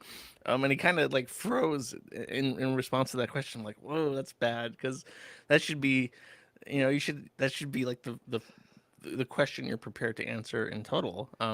And then Randazza gets on, and he literally just like, he walks up, he hits the dab, and then everyone claps for him. That's it. I mean, there's something to be said about having that experience. And okay, guys, you guys are saying that both Ethan and Ralph and Jim went on. Okay, that would be hilarious. But no, well, I don't know how I get a hold of them really at this point. Anyway, that's funny. But no, I think for Randazza, he shows up in places. This is not abnormal for him. He shows up. He's out of town talent. He comes in and has to knock it down. So he's very comfortable in his own skin. He's obviously older than the other guy, and that doing this a million times makes you better at it. Just being there, being in that situation, and I think they were not prepared, and ultimately I think they were a little unprepared for the court being as receptive to the forum shopping argument. I don't think they were anticipating that to be as because they're even saying like, well, do you think we got it right? Like the Supreme Court of Colorado got this right. Yeah. And instead of just saying, well, a lot of times they'd say, well, hey, it's our law. That's what we're bound by. But I think they think there's something to be said there about, is this a forum shopping issue? Now, whether or not they decide on that, they were very interested in talking about it. And I don't think they were ready for that as in depth as it happened. Yeah, maybe not. Like I was kind of, my main gripe was just that he didn't have an answer for the why should it be in Minnesota, because I was under the assumption, and I was shocked that he didn't bring this up, that you can always sue somebody in their state if they commit a crime on the internet or a tort on the internet, and you can always sue them in their state. That's what because for various reasons I've had pretty complicated discussions regarding jurisdiction recently, and that's obviously one of your main considerations, because I'm a Floridian living place unknown. I have businesses in Wyoming and every other state in the U.S., and then the defendants are in 2 other states that I have no conduct in. So it's like, well, where do you sue? Yeah. And I had been informed that you can always sue in the state where the tort originated. So why it's a question that he can't sue in Minnesota, it kind of eludes me to begin with. Well, ultimately he can, and the one judge pointed out, he said, I do federal court he's like, I was a federal court practitioner. He said, I could do what you're doing, but he said almost all the time we filed where the plaintiff lives. and especially if that was where the tort occurred as well. So for Monty, he was in Colorado, and I know Monty's saying that he lives in Illinois right now, and I'm not getting into that. But wherever it is he wanted to live at or was living at is where typically you file the action. It's always easier. You take advantage of that. So, like, for example, like Russell Greer, like why he filed in Utah versus Nevada makes no sense to me because he lives in Nevada. Why not He was file living there? in that case has been going on for so long. I'm Yeah. pretty sure that he was living in Utah when it Oh, happened. he was at the time? Yeah. Oh. It's same as Monty, I think, now lives in Illinois, but he was living in Colorado at the time. Which Yeah. to me, I mean, it's like that should have been his go-to. Why file in Minnesota? Plaintiff is transient. He lives in a different state than Colorado now. So if you remanded this back to Colorado, that wouldn't make any sense because he doesn't live there anymore. His an online presence. He does all this stuff online. He that's his business. So it doesn't make it makes more sense to sue where the defendant's going to be than where the plaintiff is. Yeah, and I don't disagree with that, but a lot of times though you file where, and yes, that's true, but I also think the court's saying, but yes, you could. They obviously were attuned to the idea that Minnesota's state law applications are far more favorable to Monty than even Colorado, or I don't know what Illinois are, but I'm sure or they have Illinois, anti-SLAPP. Illinois, if you're French, if you'd like to call it that. That's something they're at least noticing. Now, whether or not they, I mean, I'm sure it was forum shopping, like to be real. I mean, but like I told Monty, it's an issue of it's not wrong. It's a question of what's right or wrong. It's just a question of is this the right fit? Is this the best way to do it? When getting ready for the bar, there was this multiple choice part of it, and they would have questions, and you'd look at two answers, and they're both really good, but they'd say you have to pick the more correct answer.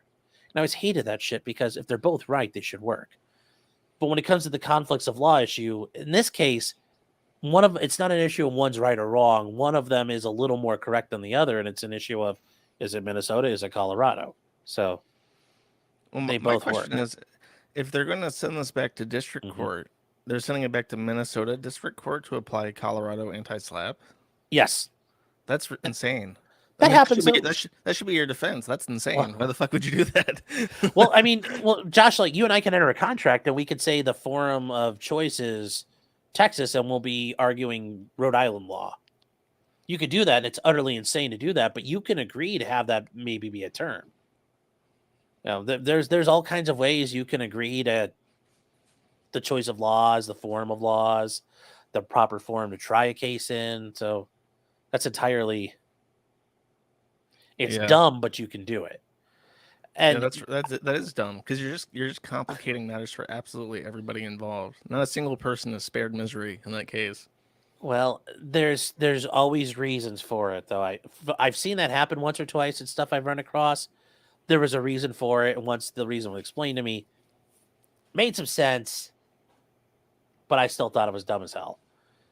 And in this situation, even if Nick wins here, he could still lose because the court could say, okay, well, I'm going to apply it, and nope, it's still defamation, I think, per se, has been met.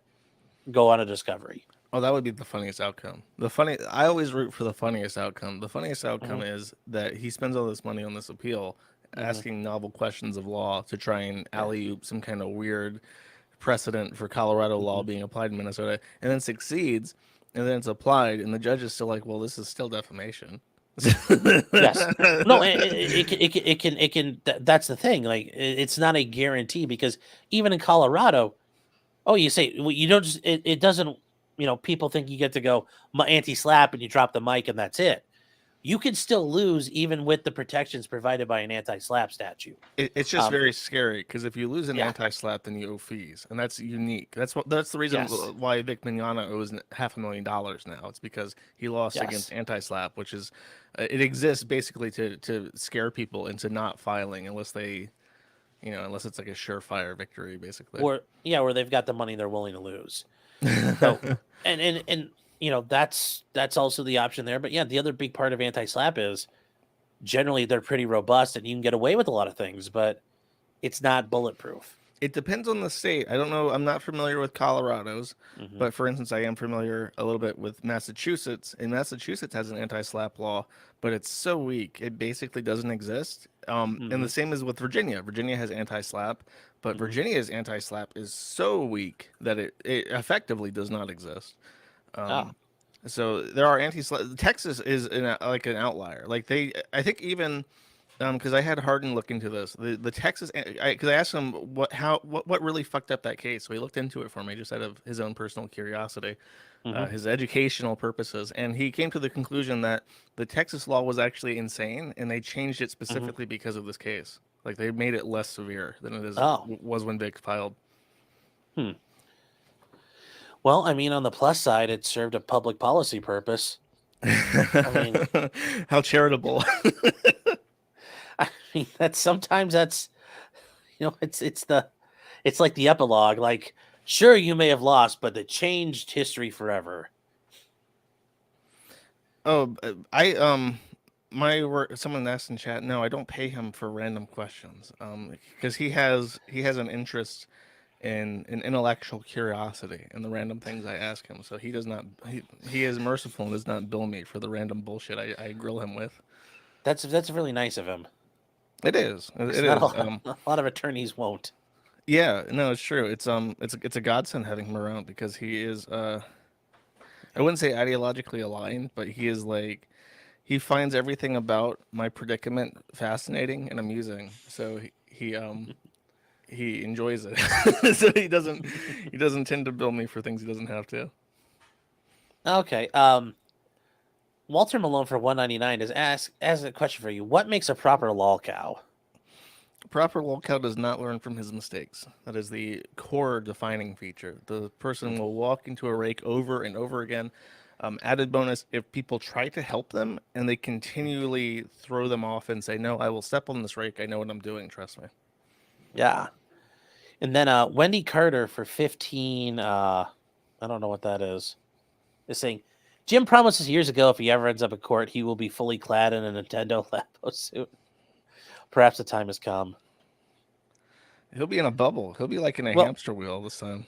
Well, that's what Remember I don't know if you heard me. He come rolling into court in his wheelchair with like a t-shirt gun full of hats and just start pelting the crowd with them. the judge jumping up to grab a Medicare hat from the cannon? Everybody would. It'd be great.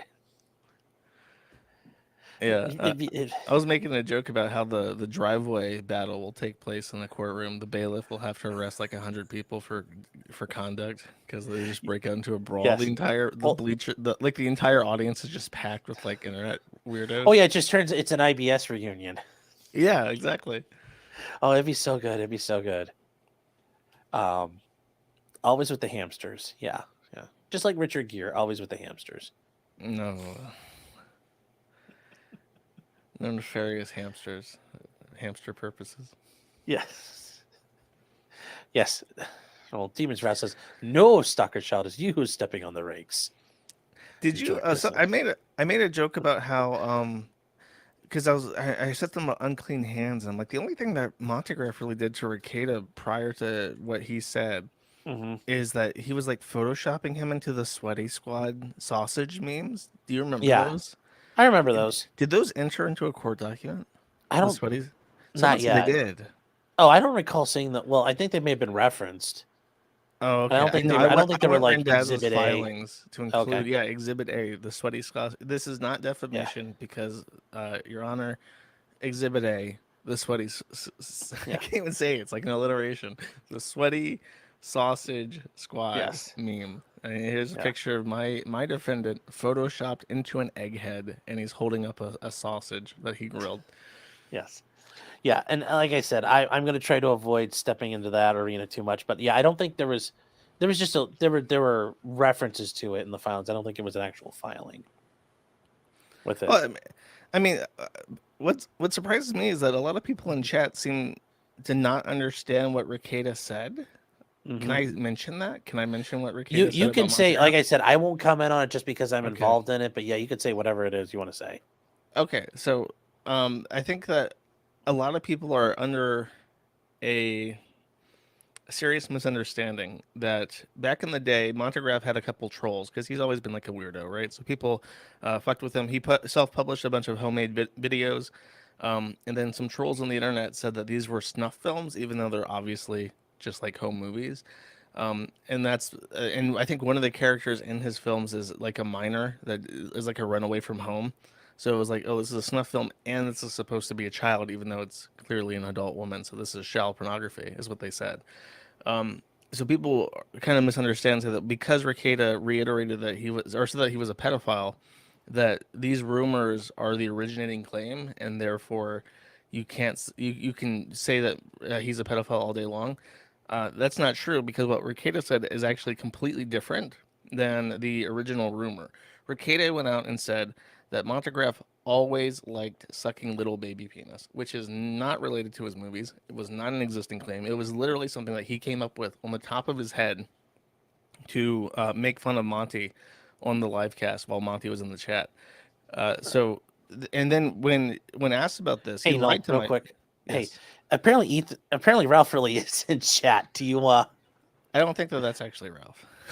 somebody? Well, no, one of my people that is telling me it's him. I don't think it is, because he would tweet about it or something. I don't know. I thought, well, is he not tweeting? Because here, let me look. I'll let you keep going. I'm gonna look real quick. To finish my thought, because Yeah, he lied to sorry. my face about this, and he said it was a statement that could not possibly be defamation, because he said probably, which I guess is like a weasel word. You can say probably is a pedophile, and therefore that's not defamation, but he didn't. He said the exact opposite. He said literally the exact opposite of probably. So he knows that what he said was stupid, and he deliberately lies and misleads people about what he said because he knows that that's defamation per se. And he knows that he doesn't have. And when he retells the story, because now he says, well, I have to say that he is a pedophile because he sued me. That is the only logical thing for me to do, is to say that he's a pedophile. But he never reiterates his actual original claim because he knows it's bad, and he knows he can't defend it. I'm not lying. That's literally what happened.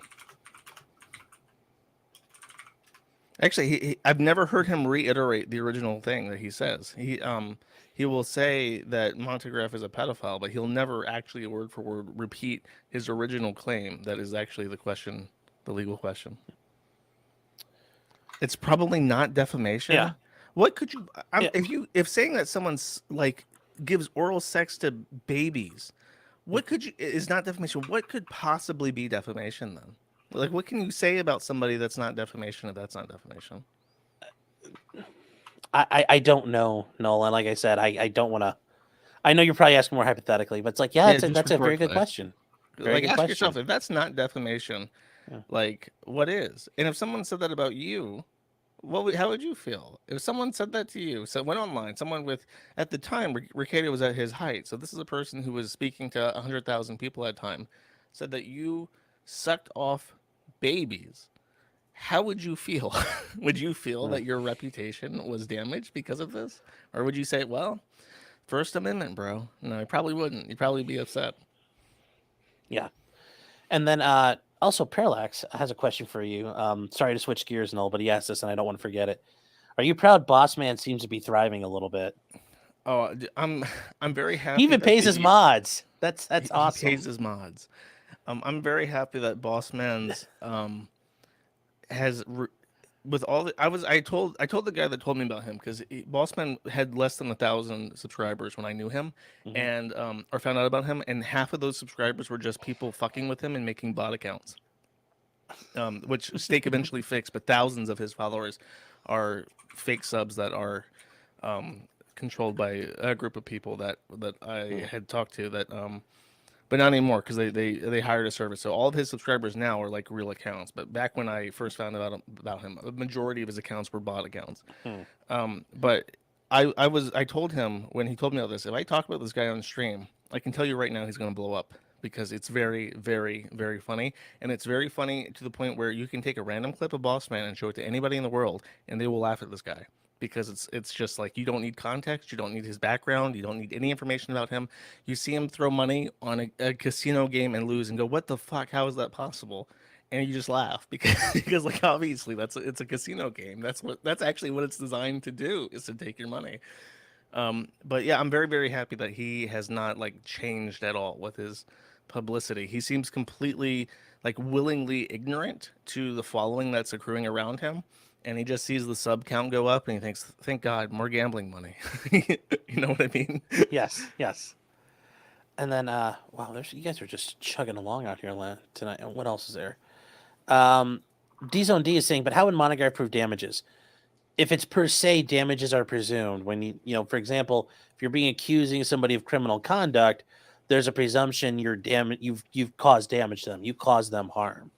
Because How do it's a they serious determine thing the to accuse amount people that of you have crime. to pay? Because I know that defamation per se is a thing, and people seem Yeah. confused that like when it's such an egregious claim. Like Mhm. I think there's a couple things like you committed a crime such as Yeah. raping a child and you have HIV. Those are like the two things that are defamation per se. Yeah. And they just assume damages. I'm not sure how they do that. Well, you assume damages, but you have to quantify the damages still. So does that make sense? Like you've already met the burden of you caused harm, but Mhm. then you have to quantify the harm. So does that make sense with that? Yeah. So now you have to prove so it's kind of like if you got in a car accident, it's like we presume you got hurt. We presume you have a broken leg, but just now what's the cost of that broken leg, pain and suffering, are punitive fees a damages, part whatever. of that if it's per se? I think per se, it depends on the state. I mean, fees could be part of it. Attorney's fees could be part of it under statute, Yeah. or under case law. It's a typical thing, but I think they'd have to ask for it, and I think they asked for it in their motion or their complaint anyway. So, That's they interesting. covered that base. But I So mean, even if but it's you have like to, $1, it's like well, but that's that's like, embarrassing. well, what that police officer case that's cited in the stuff, they talk about that. There was defamation per se, but the guy only got like $700 Yeah. because it was it's not the $1 nominal damage, but it's also, well, if $700 is all you're getting, the jury didn't think it was that big a deal. So that's where they determine you've suffered harm. So we don't need to find you've suffered harm anymore, but you have to show how much harm you've suffered. Yeah. Because otherwise the makes- jury doesn't know what to do. If you don't There's tell them also- how much. I think part of the relief is just having the court say that this is like defamation. Just winning is in part of the relief. Oh yeah, and well, no, that's where the nominal damages come in. They'll say you're right, but this is ridiculous. Yeah. That's the I as my professor once said, that when you get the nominal damages, it's saying like you're right, but why the fuck are you here? Verdict is that's their way of saying it. Yeah, and KRS Monty, for him, winning $1 might be enough. Winning $1 million might be enough. I don't know. I don't know. $1 million. Oh no! Don't wish him $1 million. You know what that means? Yeah, I forget. My apologies out there. Yes, I don't want to wish ill on anyone. I wish Monty $999,999. Well, you were wished. You were wished 1 million suicides though. So. Oh no! We're 238 for $5 saying, how is it that Nick said different from what Nola said about Dick and Vito on live stream? Okay, so I can back this up. I have said before that you should not call someone a pedophile unless you have evidence for it. You should not call someone a pedophile because pedophiles deserve to be killed. If you call someone a pedophile, you should be so convinced of this that you would be willing to take a gun and shoot them and sleep soundly afterwards. I am completely and totally convinced that Vito Gesualdi is a pedophile, and I believe that if it were up to me, if Joe Biden convicted him of pedophilia and said, "Josh, you're the only guy for the job. We need you to take the this Colt 45 and kill him. You're the only person I can think of that can carry out this sentence as found in a court of law." I would say, Mr. President, it would be my distinct honor and privilege to execute the functions of state and in Vito Gesualdi's life, because I do believe truly that he's a pedophile. And I believe this because he said that he is a pedophile multiple times, repeatedly, in different contexts. I'm going to say yes. Vito has a long history of saying, I'm not joking, I really will do this. And it's... Yeah, as far as Dick, I don't know if I've directly called Dick a pedophile, but I think that like it's very suspicious, like the shit that he's up to, like his interest, just his visceral bizarre repeated interest in like getting involved in pedophile like shit and controversy. It's like, why do you do this? I don't know if I've ever said like, but he skews me out like real bad. Yeah. And then, this is an old one. Fatty Caddy for $5 saying, would you choose Josh or Nick if you had to pick someone to give legal advice but not be a lawyer? I'd probably ask my dad instead. I'll go option 3. Is your dad a Let's- lawyer? No, he's not a lawyer. That's why I said I'd ask him. Oh, it can't be a lawyer. Okay, I got you. Yeah, that's why I would ask my dad. No, I'm like the first lawyer in my family. And it's like, if I'd have known what this all entails, I'm like, I'm not sure I would have done all this. Being a lawyer, it's a lot different than I expected. I imagine it's very boring. Like you in your head, you know that movie where Santa Claus gets put on trial in New York City, Mm-hmm. and there's like the big, like a third of that movie is just the courtroom scene where it's like silly and they bring in reindeer into the court and stuff. Yeah. Imagine that prospecting lawyers. Imagine that court's like that, but then it's mostly just like filing bullshit, and then you Yeah. have like 1 hour to give oral arguments, and then you're back to filing Yeah. bullshit for another year. Kind of like that. I mean, you watch shows like Franklin and Bash, and I'm like, if it was 1/1000th as cool as anything they've ever done, or any of those shows, I'm like, this would be like the best job ever. And overall, it's not too bad. But yeah, there's a lot of drudgery. But every once in a while, you get to do something cool, and you're like, oh my god, that was neat. Like I had a case where I got to argue recently. It was this lady got accused of taking a swing at her mother-in-law, and I got to argue First Amendment grounds for it, that it was like fighting words and she was provoked to fight, and it was cool. I got to do, like, I call it doing Clarence Darrow stuff, like really making a real argument for once, not just like, oh well, maybe she deserved it, but she was protected and she was provoked, and this is not something in society we could tolerate. And the judge was like, yeah, I'm not buying that. Still convicted. But it was fun. I got to do that. I got to write these briefs, and it was, citing the First Amendment it was fun. It was that was the neat part. I feel like being a lawyer would only be fun if you're already financially independent, so you can take on whatever bullshit you want to. And Oh, well, yeah, that part of it would be a lot of fun. Yeah. But if you have to like hustle and grind and like put up your billboards, like were you charged with DUI? Call us first. Yeah. Like that part of it is probably not very fun, especially when you have like absolute like crackheads like walk into your office and like try to talk to you about how they've been like arrested for possession of child pornography, and you're like, oh fuck. No, there's I don't want to deal with you. Yes, wondering where you're. And I know people are gonna laugh, but wondering where the next meal comes from is always, it's like a shark. Okay, you ate, but now you're like, okay, what am I eating next? What am I eating next? Yeah, that part's not fun. But I will say, I've learned more about running a business doing this lawyer stuff than I have anything else I've done in my life. So, also, Alyssa's here. How are you doing, Alyssa? I thought Alyssa got banned. No, she's back. She's back. Picked her up and threw her in the bin. Bam. No, she came back pretty quick. I'm not sure what happened there. I think they realized whatever it wasn't harassment. I always wonder if Rekieta does stuff like that or just like his fans, because he does still have fans, and they let me know in the comments of my archives of all my podcasts that they are still out there. They still got his back. Okay. Also, guys, I did the tallies over. What you see, Phil? No, just you just like. I must have had a lot of cases. Yeah, that's. I know. No. That's what I say. He That moved on from what I said really fast. It just made me laugh. Oh well, yeah. Somebody's saying Sean must be eating a lot. Well, not cases, sadly. Oh, you got distracted. Okay, I got you. You got distracted by that. So, when I said what will the court do as far as the poll options go, 1,600 votes. Thanks, guys, for participating. Death by Melon, 6%. In favor of Monty, 17%. In favor of Nick, 31%. And the court may order death by Baldo, 44%.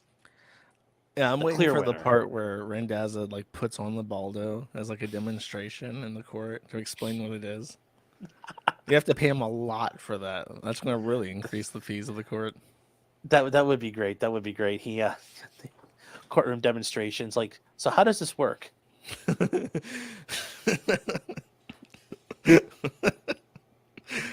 Oh, sorry, I'm still thinking of Randazzo putting on the Baldo in Yes. court. Yes, and the judge will be like, counsel, can you please step in front of the jury so they get a better look of how this works, sir? Now proceed. And like anything you demonstrate in front of a jury or experiments you perform in court, you're supposed to be able to perform them beforehand to make sure it's performed right. So there's going to be a lot of dress rehearsals. So Mark will have to Yeah, use you the do Baldo it a couple several of times to make sure you can pull it off, right? You don't, because the last thing you want to do is you want to stand in front of the jury and then put it on, and then like the rubber band snaps and like crushes your Yes. balls, like and then that's your entire Yes. case out the window. Yep. Or the guy you picked up at the truck stop to use like starts vomiting everywhere. It's like, no, we get that out of your system. You got to give them Epicat before you put them on stand. Yeah. Somebody's asking, Break Contact 2 is saying, for $5, will you be hiring me in the Total Retard War Fund? I don't think you have any problems in Ohio. So if I have any problems in Ohio, I know who to turn to, because there's a fun thing called even at like a bare minimum. There's a fun thing that apparently wasn't used very often a couple of years ago, but now is everywhere. It's Pro Hoc Vice, I think is how you pronounce it. yes. And Yes. that's basically like if I have an attorney, because the law is basically the same kind of everywhere, except maybe Texas. Texas is probably very different. But if you need your attorney to represent you in a state that he's not licensed in, you ask another attorney to babysit your filings, and that's called Pro Hoc Vice. So if I need to file something in Ohio, I can ask Sean to babysit my attorney. Yeah, no, that's the thing. Yeah, if like Hardin had to come out here, sure, I'd show him around. He'd be all right. It's not a new thing. I'm just saying that apparently it wasn't used very often before the internet, and now during the internet era, lawyers go. Yeah, go but that's everywhere. because mainly things were limited to where you were. People weren't really. All this would be nonsense. You didn't really go outside your the town or county where you live for the most part. So. Yeah, it was like a before the novelty internet to see it, but apparently not.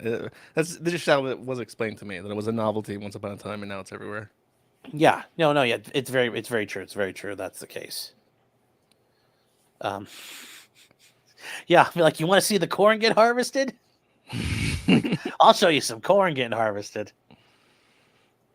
Is there anything in Ohio? I'm trying to think. Is Cincinnati in Ohio? Yes. God, they filmed the first 48 there. Oh yeah. And If you want to go beyond the first 48, you can go to Ohio. Oh, I remember years ago, I was down in Cincinnati, and as my first wife, her friends, we were down there, and I made a joke. I'm like, this looks like they filmed the first 48 around like in this neighborhood. And she's like, no, they were like 2 blocks down a couple of months ago. And I was like, jeez. I was like, great. But yeah, there's not too much here. There's not too much here. I'll admit that, but that's the great part about it. Nobody ever wants to come here. Like, you see those maps of everybody leaving California. Guess where that line doesn't go? Ohio. Oh, it just no, but it goes to fucking Idaho and Montana and Wyoming and Texas instead. It Yes. ruins everything. Yes, and that's fine. Like, stay No, away it's from not Ohio. fine. It's full. It's not Stay away fine. from Ohio. It's full. Nobody likes it We here. need to call a constitutional convention and repeal whatever the fuck it is in the Constitution that allows interstate travel without like borders. We need to get rid of that. We need to deport all the full faith Californians. and credit clause. Yeah, we need to get rid of that. We need to deport all the Californians. Oh no, that would be very good. And I feel bad for people in Texas and Idaho, especially Idaho. It's really bad there. Like, everything is so expensive.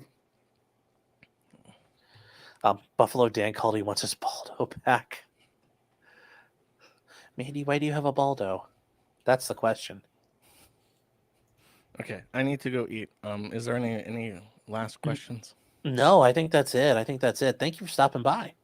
No problem. Guys, once again, Anytime. Null from the farms. See you, Josh. Oh, just one more Oh, thing. I'm filing something in this week. I think is probably going to be public. And it'll be fun because I don't know. It usually doesn't happen. This kind of filing. I don't know if that's a hint or not, but it's very rare and it almost never goes through. But it's fun to do. Oh, I know what you're talking about. So You son of a bitch! You did it. Yeah, I'm even requesting a copy of it sent to me because I want it as like a token. Put it on your wall. Like, Yeah. oh, great. No, then I'm really gonna have some stuff to review coming up. That'll be great. All right. Thank you very much. All right. See you, Josh. Bye. All right, guys. That was fun. This is an again, anybody else shows up, we'll have like a star-studded cast today. So I have an idea what that is, but I won't say till I see it.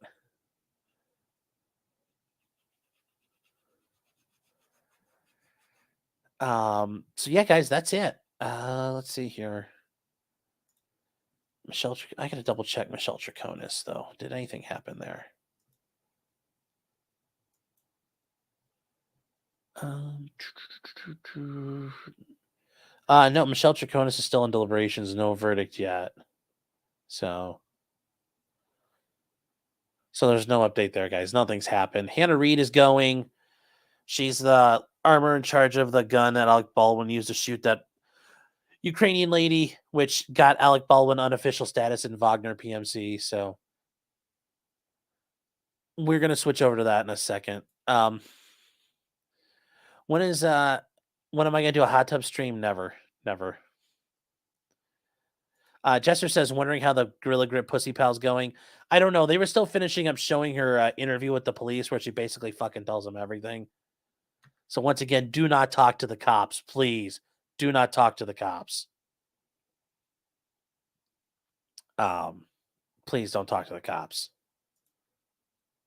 Mal 35 says, coming in very late. Is it over or on lunch? No, it's over. It's probably been over for about a while. Holy shit. Okay, I guess we're not done yet. First time appearance. I'd like to invite on Ethan Ralph. Hi. Hey, how's it going? Doing pretty Let good. me I'm trying. No, here we go. Sorry, I had to kill the audio. I was listening to the stream there. I guess Noel got word that I was about to jump on. He seemed to skedaddle pretty quickly. Oh. I don't know how he got word, but yeah, how's it going?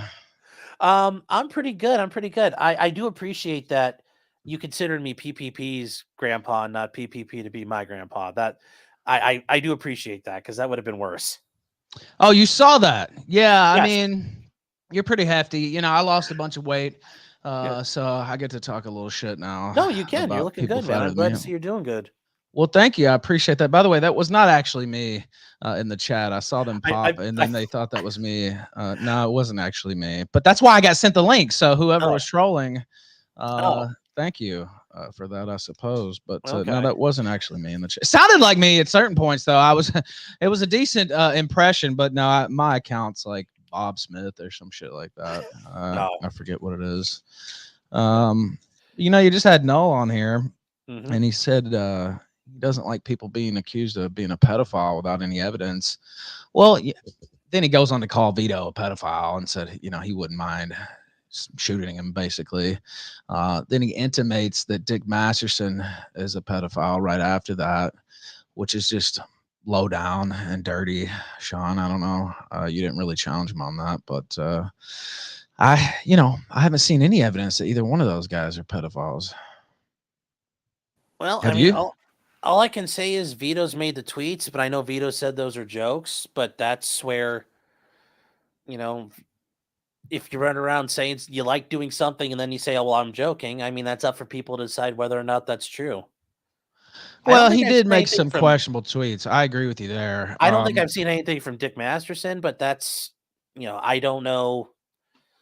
I was never involved in the whole world that, the sector and any of that stuff back in the day. So I don't know what Noel fully knows, but from the Vito stuff, I could say, yeah, Vito, it's like those are, if he was ever in court, those would be some those are some ones he'd have to pull his collar on if he had to answer. But for Dick, yeah, there's nothing I've ever seen that says Dick is. I mean, other than the cuties thing, but that alone isn't enough for me. Well, so those tweets, and again, I wouldn't have made those tweets. I do think that they were done to basically joke and troll back. People were already calling him a pedophile then. And so he leaned into it and was like, yeah, whatever. I don't remember the exact tweets, but I remember seeing them. I remember seeing him doing it, and I was like, no, don't do that. because they'll be used against you forever, even if you're fucking around, which I believe that he was. But they'll be used against him forever. So they were ill-advised, I think. By the way, he's going to be on my show tonight, so I'll talk to him about it too. But yeah, I would agree with that.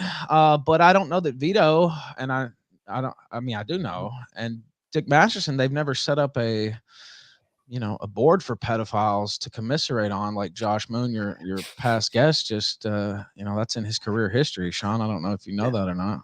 I'm aware of those. I'm aware of those comments. Yeah. And I mean, he actually did that. That's not a. I mean, what do you think about that? I mean, I got as far as what has been said with that. Yeah, I wasn't around for those parts. So yeah, it's. I think that you can make those arguments one way or another, but I don't believe them based on what I know and what I've talked about with Null. I mean, he actually did that.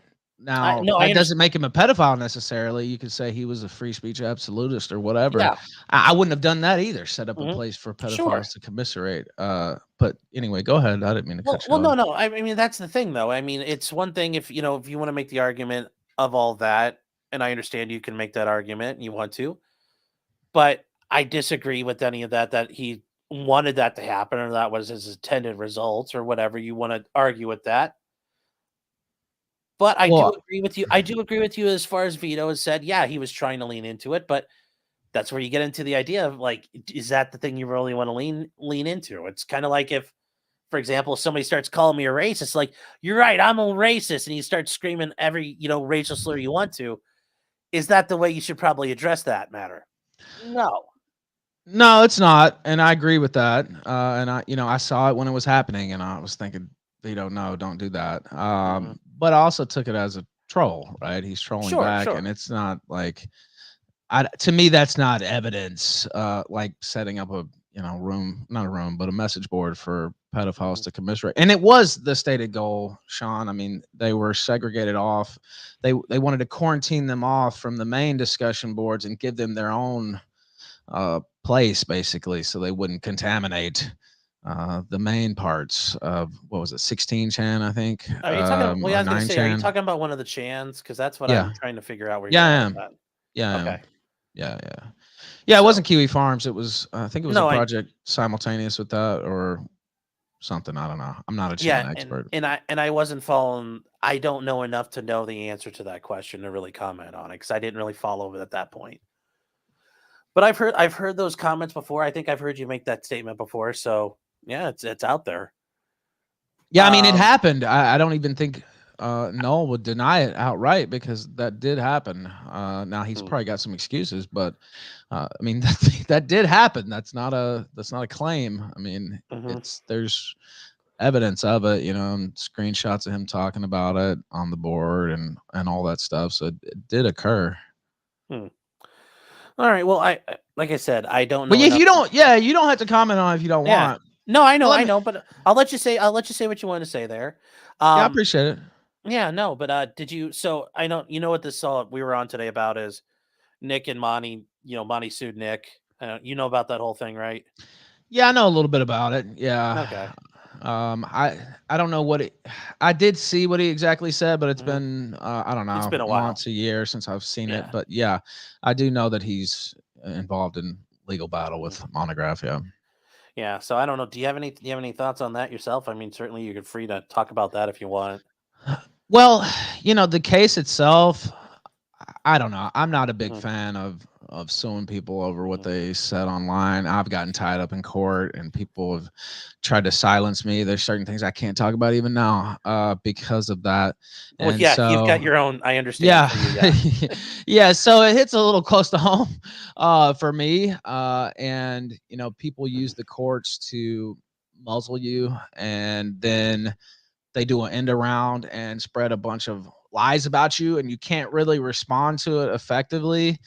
So yeah, I'm not really a big fan of that, but I don't know the ins and outs of the case or anything. I damages, I don't know. To me, that would seem, did that really hurt Montegraph? I don't know. Do you think it did? Right? Like, I don't know. I don't think so, but Yeah. Well, go ahead. I try to avoid talking about the actual thing itself because Monty, when he put together his lawsuit, he named me in the actual like opening of it. So Oh, I'm technically like a witness, so I try to avoid that because this whole thing today was about like the rules. They had an argument over what rules they were going to play by. So it was like what rules apply. The rules of Colorado or the rules of Minnesota. And I could talk about that all day long because it doesn't matter to the case. Like either way, they're going to play by a set of rules, and then what happened, what I saw, what I think or felt doesn't matter at that point. And then eventually, at some point, if they want to talk to me or if I get deposed or whatever, I want to be able to be fair to both sides and not have been running my mouth one way or another for this thing. It's kind of how yeah, I mean, that look at makes it. sense. And the way you were, I didn't see all of the stream earlier, but the Mhm. way you were talking, I figured you were mentioned in the lawsuit Mhm. in some way or some manner, might be Mhm. called to the stand. So, Yeah. and you're a lawyer, so you know more about than I do. But I figured you're trying to keep your powder dry a little bit Just a little bit. on some of the stuff. Yeah, that makes sense. But I did want to ask you, and I talked about it Yeah. on my show. Sure. What's up Go with for it. the violent turn against Rekieta? I mean, I wouldn't say it's like a violent turn, but I think a lot of people. I know Nick has said everything's great with him, but it doesn't look like it to me, and I know other people feel that way. Um, I know whatever he's got going on in his life, is his issues, and everybody's got their own problems. God bless. I hope everybody gets their shit worked out. Whether it's me, whether it's you, We'll see. Nick, I want everybody to get their shit worked out. Yeah. I know a lot of people ain't saying that to you, but Yeah, I appreciate you saying that. But I don't know. It just seems, it and it's maybe I overstated it, but it seemed like you kind of made your career here on the line at least. Mhm. And I saw the Metal Gear Solid clip the other day. I've seen Yeah. some of your recent commentary, and this seems to have taken a really nasty turn against Well, him. I guess I'll say it like this. I never meant it to be nasty, and certainly if Nick were to tell me, "Hey, man, I feel like those," because I made some before, and Nick's like, "Some of this is fucking hilarious." And he's texted me before about that. If he were to say right now, "This is way too much, dude. You're really, I feel like you're dogging me now, not just poking." I'd say, yeah, I'd apologize to him, and I'd stop. I'd stop. And I realize, yeah, with the whole Metal Gear Solid thing, yeah, I kind of went far with that one, but I really want what's best for him, but I think there's also times if somebody does something goofy or they're, if they're stepping on a rake, I think it's okay to laugh at them. To argue I can't laugh at that person. I don't ever want to be in that position where you say you can't make fun of that person if they do something goofy or cringe. But for Nick's situation, I think those are issues, but I think really the whole thing he did where the John guy, I don't know if you heard that. Did you see that one or Yeah, talk and I about? was glad you Yeah. go ahead and bring up your points on that because I Yeah. got a few as well. Go ahead. Yeah, like, and I get the idea that, okay, this guy may have been fucking with him, so he's gonna fuck back, and I get that. Fine. If somebody comes at you and they're giving you shit, clap back at Well, you them, saw take what care I of your said business. then. Yeah. Yeah, Anyway, yeah, yeah. yeah. Okay. I have no problem with you doing that. I have no problem coming at somebody like that. They come at you, you come right back. And yeah, I know, Chad, you're gonna joke about the way I said that. Fine. But I think there's something to be said, especially in, for Nick and I, the idea you go to somebody and you speak to them in confidence. Okay. But I also feel there's a little bit more of confidence in that type of a matter, I think should be protected a little bit more. And I also argue you are an attorney and Nick's an attorney. Yeah. I'm not. I As of wish I now, was. like if you were to go look at Nick, it's like, was that guy going to take anything? If I talk to him about anything, would he keep that in confidence? Because if he gets mad at me, he could go out there and run his mouth. Where I wouldn't do that because I try to keep. I want to show people like, yes, what you tell me, I take. Until you tell me I can say it, will never get said again to another single soul. Even you, if you came to me and you DM me later, hey, I got to talk to you about something. I had a question, and you came to me and told me all kinds of shit. Until you tell me I can talk about it or it has to come out through the course of something, I'm not telling a soul about it. And even if that's just a consultation, whatever it is, I take that to the grave. Like, and I take it, there's all kinds of secrets and shit I've gotten. I've been doing this 10 years that I will never tell another soul until I get permission. So I think that's critical. And for him to do that, I think is very much I think at this point, basically, he's.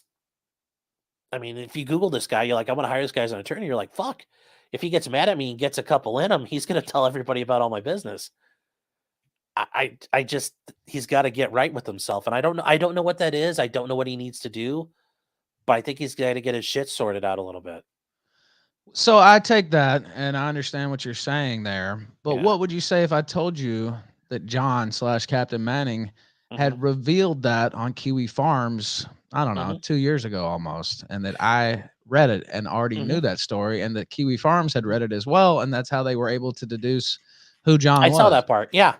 No, I saw that. I saw that. And I saw that there. And I think part of that is, yes, this was already something people knew about, but I don't think a lot of people knew about that. I think there's also the issue of it might be out there, but I don't know if that's your place to really bring that up like that. If that person wasn't, then again, though, if you were in crisis, why would you share with the world that you were in crisis like that? That's a separate matter of people liking to overshare or people liking to share to get to get noticed or power leveling and all that. I just don't think that's proper for someone who wants to be holding themselves out in the position they're in. I don't think it's a proper way you do it. If you want to go after him for saying he's a loser, lives by himself, you can make all kinds of allegations, being a broke deadbeat on social security and all that. You can make all that crap you want to without also saying they're sitting there crying about trying to kill themselves and how that all worked out, because not all of it was fully disclosed. And I think that what Nick did was expanded upon it much more than what was in that post. Cause I've seen that post since then. And Nick Oh, you've talked seen about it a it? lot more. Yeah. Yeah, And yeah. that's why, okay, yeah, okay, great. He didn't breach too much confidence, but what he did breach was quite a bit. I mean, there's more to that than what Captain Manning wrote out, which there's that. I mean, and I Yeah, think but it there's wasn't quite how it's portrayed, is all I'm saying, right? Like it wasn't a full reveal. I it guess he wasn't did expound upon it some. You're right there, but like the guy was already talking about it. The guy posting his thread like 20 Mhm, times a day, and going back to stress on Rekieta and maybe mhm, he's not himself. And again, I won't comment on that. I don't, mhm. but I will say this. Having thousands of people, I'm experienced with this, having thousands of people after you every single day making It's up gonna, lies, and maybe there's some truth mixed in there too, right? There usually is. yeah. But there's this machine against you every single day, just cranking it out. And his threads are even wilder. The thread they have on him is even wilder than what they have on me. Oh, shit, I Right? know It's that growing thing 10 grows every pages, 20 day. pages a day. Yeah. Yeah. And so I would argue that could put some stress on your life as well, Oh, right? that's the thing. I can't only imagine. I mean, especially even for you, every day, my pantsu, my Morris, my Vickers, you hear about it every day, like your fucking truck and the cartels, and you hear about it every fucking day, and yeah, yeah, I can only imagine how that feels, and you hear about it all the time. So no, I don't doubt that gets to you after a while, and that is the shitty part about it. And even when you're just trying to do your own stream, it's not like you can you shut off the internet and ignore it. Well, like if you Well, and you Nick can't get away from it if you because shut off this is the your internet job. though, yeah, this is your Yeah. this is your thing. So it's not like you can I don't know. You could probably become like the governor of Yucatan. your state down here. Yeah. Yeah, I think you could. Yeah, but yeah, Yep. you said it right. I mean, there's no Mhm. escaping it. And even when you don't want to talk about it, and again, you mentioned some stuff. I'll be clear, I'm not talking about any of that stuff, and I haven't talked about any of that. I want to say on the Sure, record. sure. And I haven't mentioned anybody's name in that regard, etc. I'm sorry. But Hold on, Ralph. Let me apologize. I sure. apologize for that, Ralph. Yeah, he has not said anything. I was just using those examples of what people bring Right. up that they try to drive home every day and fuck with you. Right. Whether they feel right, wrong, or indifferent, they're using it to get at you. Right, and I'll say that it goes back to what I said earlier. There's a lot of stuff Mhm, I legally can't talk about, and it's unfortunate when everybody else can talk about it, including people close to the situation, and mhm. it's giving credibility when it's not credible. Some things being said, etc. And I can't actually refute it. I can't really, go on the record without getting in trouble. And so it's not like that for Rekieta, as far as I know, on most of this stuff, but it is like every time you get dragged into it, and I've seen him doing his regular stream, saw him doing his regular stream the other day. And, it's all these comments nonstop about his family, about, oh, you drink too much, this and that. And he's just trying to go through an article. I think it was about the Supreme Court or something, right? And there's no escaping it every single day. I mean, you could see how that would be a problem, right? And it's been going on for almost a year now, I guess, with him. She has muted. Sorry. No, I understand that for Nick, and that's where I think Nick has really been able to.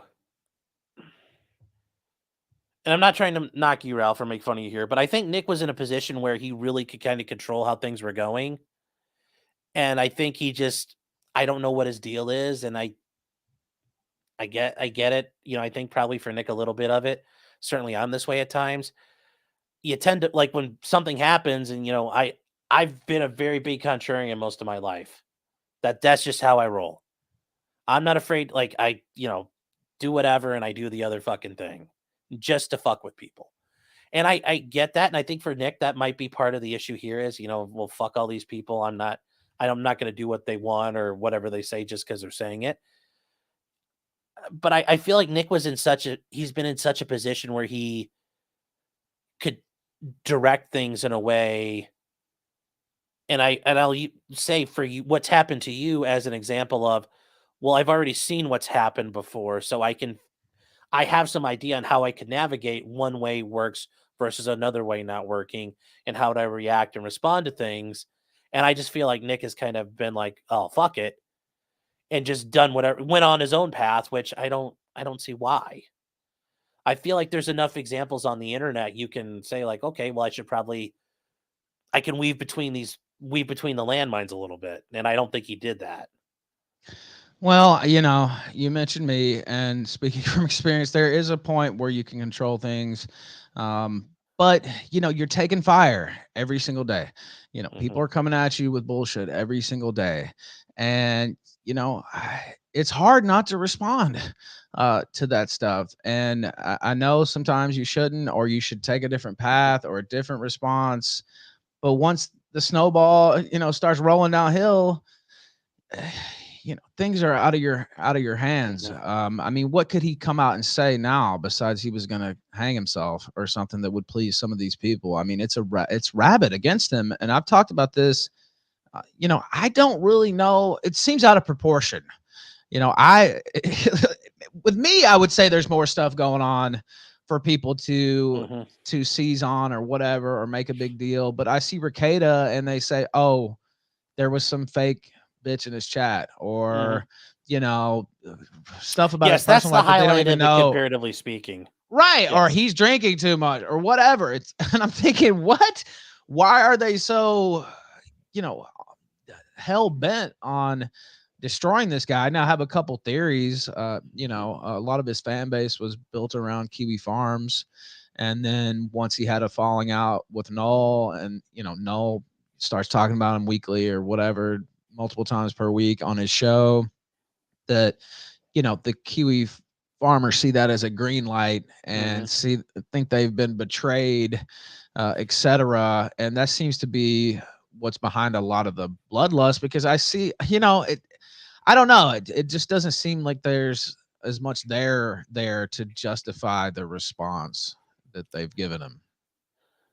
Well, I get what you're saying. Yes, compared to like the crap you've dealt with, this you're like, I wish it was just that bad. Probably. Right?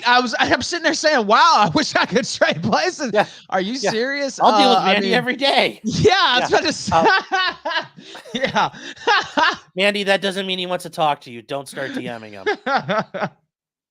I mean, it seems minor. I appreciate that. It seems minor in comparison to me and some others, right? And I see stuff I'm going through. And it is minor relatively compared to what a lot of people are dealing with. But for Nick, where he was starting out at before all this happened, this is a pretty big deal overall. So, I mean, I think it's, I guess I think people had the wrong impression. As well. Now, maybe you could argue that he gave them that impression or what have you, but I never took Nick Rekieta as, a minister or something like that, right? And of course, I've met him several times. I never was under that impression that he, I knew he had a good family and all this stuff, but I never, I don't know. It seems like people feel like they were had or something, or they Well, were a lot of people snookered. do feel that way. And that's where, I think that's comes down to like, well, what did they reasonably expect and what were they reasonably given to rely on? And I think that's where people are still trying to work through that. But a lot of people feel like they were. But I get what you're saying. Yeah, were people really, or did people read into him Did they more just want to than? see that, right? Yeah, Like, did they read into him all this, and did they foist all this upon him? And if there's people we like to see the good in them. We like to see ourselves in them. Or was there some of it Nick was also okay? Yeah, well, I'm working with it too. I think there's a little bit both ways there, but obviously people are going to say that they feel like that they got had, and Nick's going to say, well, I didn't do anything. I did nothing more than, I'm the same person as I've always been. And that's where people I think are going to make their decisions. And I think, people are made their decision right now. okay, so I'll ask you two questions. First off, Mhm. what did you think of him? Did you see him that way? And then second off, if you were giving him advice, Yeah. we're here talking about it, what would you tell him to do? I mean, ultimately, I saw him the way he came across to me was not necessarily like the trad dad thing, but yeah, he was kind of close to that. He was in that vein and was very much like for where he is compared to now is like 180 degrees to me. So like what I would tell Nick is I'd say, you can go back to, I get, right now he's saying I don't want to go back to what I was doing. I didn't like any of that stuff or whatever. Okay, fine. But what you're doing now isn't working. What you've been doing for lately hasn't really been working. I know you want to sit there and talk about relationships, but nobody wants to talk about that stuff. I mean, there's some people who can talk about those things. I don't think people like that packaging from you. That's like me if I wanted to go talk about another subject, nobody might give a shit about it. Well, but that's something I really want to do. Well, that's, that nobody's going to want to listen to me. I think he needs to just I think he just needs to take a moment and like figure out what he really wants to do. I know he kind of goes back and forth, but take a day or two off and just figure out like what is it you really want to do? How do you want to get there? Because I feel like he's doing a lot of reacting and going back and forth. Okay, well, in trying to jump to both sides and like, okay, well now we're doing law stuff, and then he wants to go back to what it is he wants to do, and that's my biggest thing for him. Is I just think he needs to take a deep breath and figure out what he wants. Because what he's doing right now, this going back and forth, is clearly not what he wants. And that's going to be more destructive to him than going one way or another, I think. Because if you're trying to do both things, it's going to get worse. And I just want him to stop and take a breath for a second and figure out what he wants to do and just go do it. Yeah, I mean, I guess that's kind of especially when you do streams all the time, multiple times per week. It can get to where you want to talk about some things that interest you sometimes or whatever that may not interest your core people. And you have to balance that out with, why people came there in the first place. And it's something I've had to think about from time to time, or I want to talk about. Sometimes I'll talk about sports. And, vast majority of my people don't want to hear me talk about sports. So if I turned it into, the kill stream into a sports recap show, that probably wouldn't work. So I understand what you're saying there, but I don't know. It just seems like the bloodlust is so high, and I have it too. That a lot of people just want to see him fall, and I don't really know Well, how that's you get just some of that back. but that's a lot of people in general, though. People like to see people fall. I mean, I think that's kind of human nature to an extent. So Yeah, fair. I mean, it's not just people rooting against you. It's not just people rooting against Nick. I mean, just in general, he loves. I mean, in society in general, he likes seeing people get taken down a peg. That's true. I think people like a good redemption comeback story too, Well, that too. though. Yeah, and there's always a way. Not that back. he needs redemption, but that's the term, redemption arc or whatever. Yeah, comeback story. Yeah, and I don't know. I just feel like he's been treated a little unfairly in regards to, I mean, it just seems out of proportion. Like I said earlier, with what he's actually accused of doing or whatever. Sure. So that's kind of my whole problem with it. And I saw you jumping on him. I don't know. It just seemed a little strange. Do you think you're still cool with him, or have you talked to him, or? I mean, I've reached out. I mean, when there's times where I've said like, "Hey, is this okay?" Like, "Hey, just so you know, I'm like the jokes are kind of like just happen, like it's." And he said, "Yeah, it's all good." I mean, it's been a little. Like, he said, what he's been going through lately, like the past like week or so. I reached out to him like, "Is there anything I can do? What do you need? Anything like that?" And he hasn't said anything, but also I know he's been very radio silent about it anyway. So I don't know as of late. So, but like I Well, said, that whatever it is, happens I'm too. hoping it's getting worked out. Well, that happens too. I mean, you silo yourself off when it's Mhm. one of these things going on, which really, everybody handles it differently, but I've handled it that way too, and it's not really the way um, to do it. If I had one just minor critique of it, because once you silo yourself off, other people aren't hearing you and other broadcasts and seeing you everywhere, and just the Mhm. negative messages out there, Yeah. and you can't really refute it. Just even me being here, I saw some people shocked that I showed Yeah. up, right? Yeah. And there's a reason for that, because I haven't been doing many outside appearances ever. Well, not ever, but not very much, right? Unless it's a friendly field. I Mhm. haven't done too many the And you last came, couple years. and I'll say you came on to here and you didn't know how I was going to do this. So No, I yeah. didn't. And I said some pretty mean things. So yeah, I didn't know Oh well, how you would do this. No, I of what was people have said fucking to me on the around. internet wasn't that bad. Yeah, it wasn't. Well, sometimes people take these promos, or I'm talking like Oh. I talk shit about legal mindset, Well, and then I saw video after video about that, and I'm thinking, man, I was just talking shit. Like, I don't no. even know this guy. Yeah. But some people were like, Rob's on the warpath and he's going after this guy. And I mean, I guess I technically did, but it was just me, cutting a promo on my show. I Yeah. didn't go after him, quote unquote, and No. start pulling up his record or his job history and critique, getting personal like that. I was just Sure. talking shit about the guy. So Yeah. Well, like I'm. uh, Yeah. So yeah. No, that's true, Ralph. But hey, anyway, it's thank you I for know having you me gotta. on. Yeah. I know you Yeah, I gotta. got to go do my show Yeah. I anyway. got the I was kill about to stream jet. going, guys. Yeah. Killstream.live. There Oh, you go. I want to say this. Yeah, it's Yeah. over on Rumble. Killstream. If you search it, Killstream Live is the channel, I believe, or it just says Mhm. Killstream, one of those. But I'll say this. I saw you shout out Alyssa clips earlier, and people falsely blame me for that as well. I had absolutely nothing to do with that. And I know it was me in the video. It was me talking shit about legal mindset, actually, now that we mention Yeah. it. I didn't do shit on the video, didn't flag it, Mhm. didn't do anything to it. I'm happy to see. She said she got let out of jail She's early back. Yeah. on Twitter. I'm happy to see that. I use her channel often on my show. Now, I'm usually making a different point than what she's trying to Yes. make in the clip that she posted, right?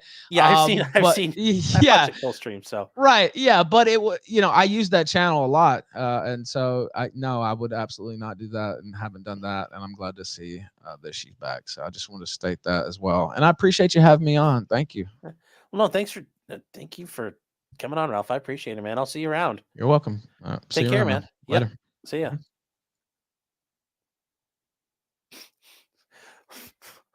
Well, when I woke up this morning, I wasn't planning on that. So, Ethan Ralph, everybody, on the Kill Stream over on Rumble, Kill Stream. Yeah, he's gonna be over there. You're gonna be firing. Oh shit, I think he's 140. Yeah, he's due about to start right now, so should be starting any time. Yeah, next, guys, you can't believe who we got next now sitting down in the queue. No, there's nobody else, guys. We're done. I demand more guests. I got things I gotta do, guys, today. Whew. Yeah, pull Jim out of my magic lawyer hat now. Yeah, hold on. I gotta go take a hat and put it in the middle of a pentagram and light it on fire and summon him. 5-star days, baby. God. When things like this happen, I'm like, I hope this isn't my peak. You're like, this is cool. So, Alec Baldwin's up next. Yeah. Yes. Yeah. So, Jim wants on. Yeah, Jim always wants on. Okay, guys. Yeah, and Ars Legacy saying for $5, does the Fifth Amendment really apply to teachers since they're two agents of the state? I mean, yes, but they can also discipline you still. I mean, the Fourth Amendment applies to school administrators because they are the government. F. Gusto is saying, Sector Sisters, we eating good today. I think we all are. Pepsi Man, I understand you saying hi to Ralph. Yes, being too poor to pay for child support. Ralph, why are you defending Rekieta for free when you're poor? Wendy Carter saying, no more child support for Harry Morris. Total Ralph male victory. I also don't want the little, it shows like a little squiggly things. I don't know what those are for the currency symbol. D-Zone for €6 is saying, remember when Ralph called Nick a shyster, thief, and insulted his kids? Or when Ralph claimed Rekieta stole the GoFundMe? Gunton does it apparently. Yeah, and you know what, guys? I honestly, like, Ralph seemed like he came on to talk and didn't want to fight. Like, somebody wants to talk, I'll talk to him.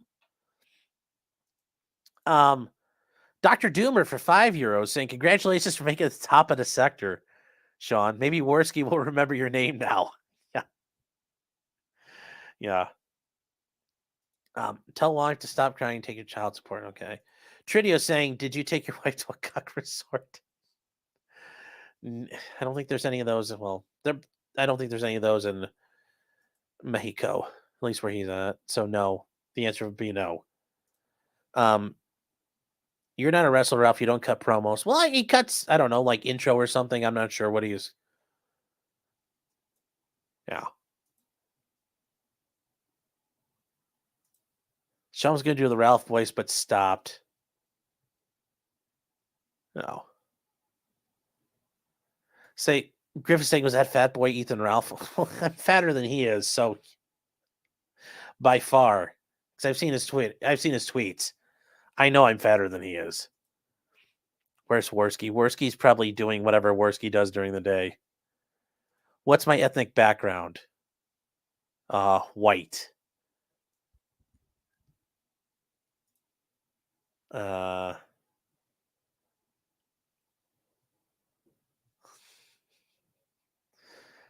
Oh, that's the Israeli. That is the Israeli shekel symbol? Oh, is it?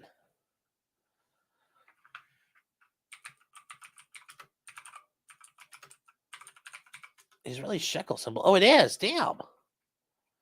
It's the Israeli shekel symbol. I'm sorry. I didn't realize what I'm not used to my handlers paying me in the company script. They usually pay me in dollars. So, oh no, I've said too much.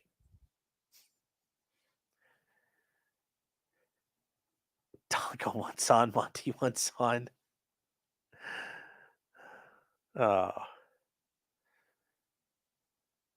Wear my fat with dignity. Not really too much. Oh. Mama JF once on. They get good Wi-Fi down in a grave, an unmarked graves. Okay. Taking that Zionist money. I know. Hey, the shekels, those silver coins shingle along with everything else in my pocket. Yes. I know we got to shut it down. You better remember who pays your bills. I'm like, well, Wendy, why are you using your real name? You're not doing a good job at OPSEC here. I thought that was like just your Mossad name. I guess it's your real name. Jim said, my work here is done. I'll make JLP. Tomorrow I'll make Jesse Peterson appear. Let's do it. Let's make a week. V and Sargon want to check Applebee's. Hey, I'd like to have Sargon on. I think he'd think I'm a lunatic, but I got to talk to Sargon once when I was on Nick's stream for his birthday a couple years ago. That was fun.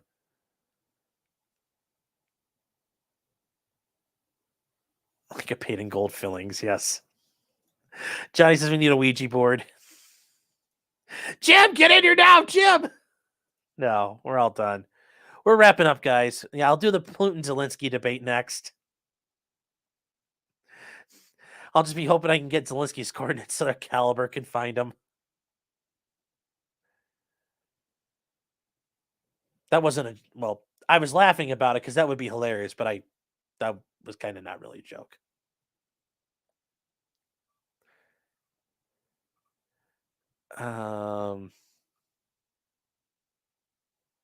I need a hoe to go dig through the potato patch. Yeah. Oh. See, yeah, Coach Red Pill went in on the seance.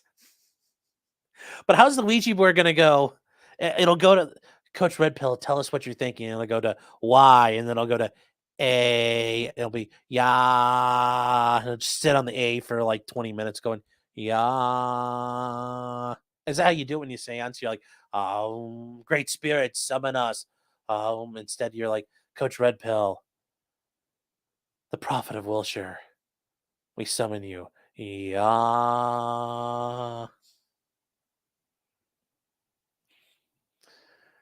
Oh. If Nick really wanted on, he has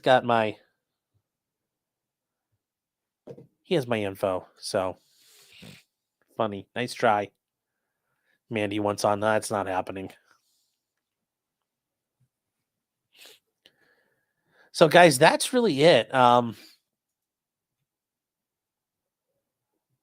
Yeah, thank you for everybody being here. I appreciate if you guys are on Rumble, thanks for being here. I appreciate it. I don't know if Rumble's chat's working. It's not showing anybody there.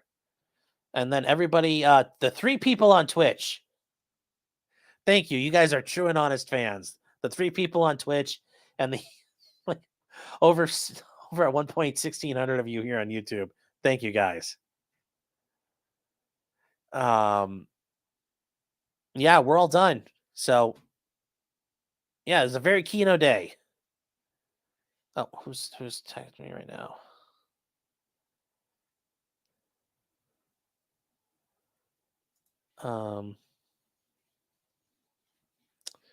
So yeah. Well, actually, I think it's a pretty good victory for Ralph. I think it went pretty well. So God bless the goal. Yeah, that was a pretty good guest. That was a pretty good guest. I'd have Ralph on again. Definitely. If you have me on, I'd go fuck around the kill stream. Sure, why not? Anyways, guys, that's it for today. We got to get over to the Hannah Reid trial. That's going on right now. Trout wants on. No, we're not. Oh, so guys, I will see you guys around tonight. We will be shit, what are we gonna do tonight? I don't know. We're gonna figure out. We're probably just gonna go through Hannah Reid and get started on that. And I will see you guys around. So give me a couple minutes. We'll get started on Hannah Reid. Thank you again, everybody. Trachonis, it's in jury deliberations. There's nothing to talk about. So, oh yeah, they're closing arguments. Yeah, we'll work on those. We got to get those out. So, I should let Ralph host. Yeah. So that's it, guys. In the meantime, take care and thanks for being here. We'll see you guys. Bye.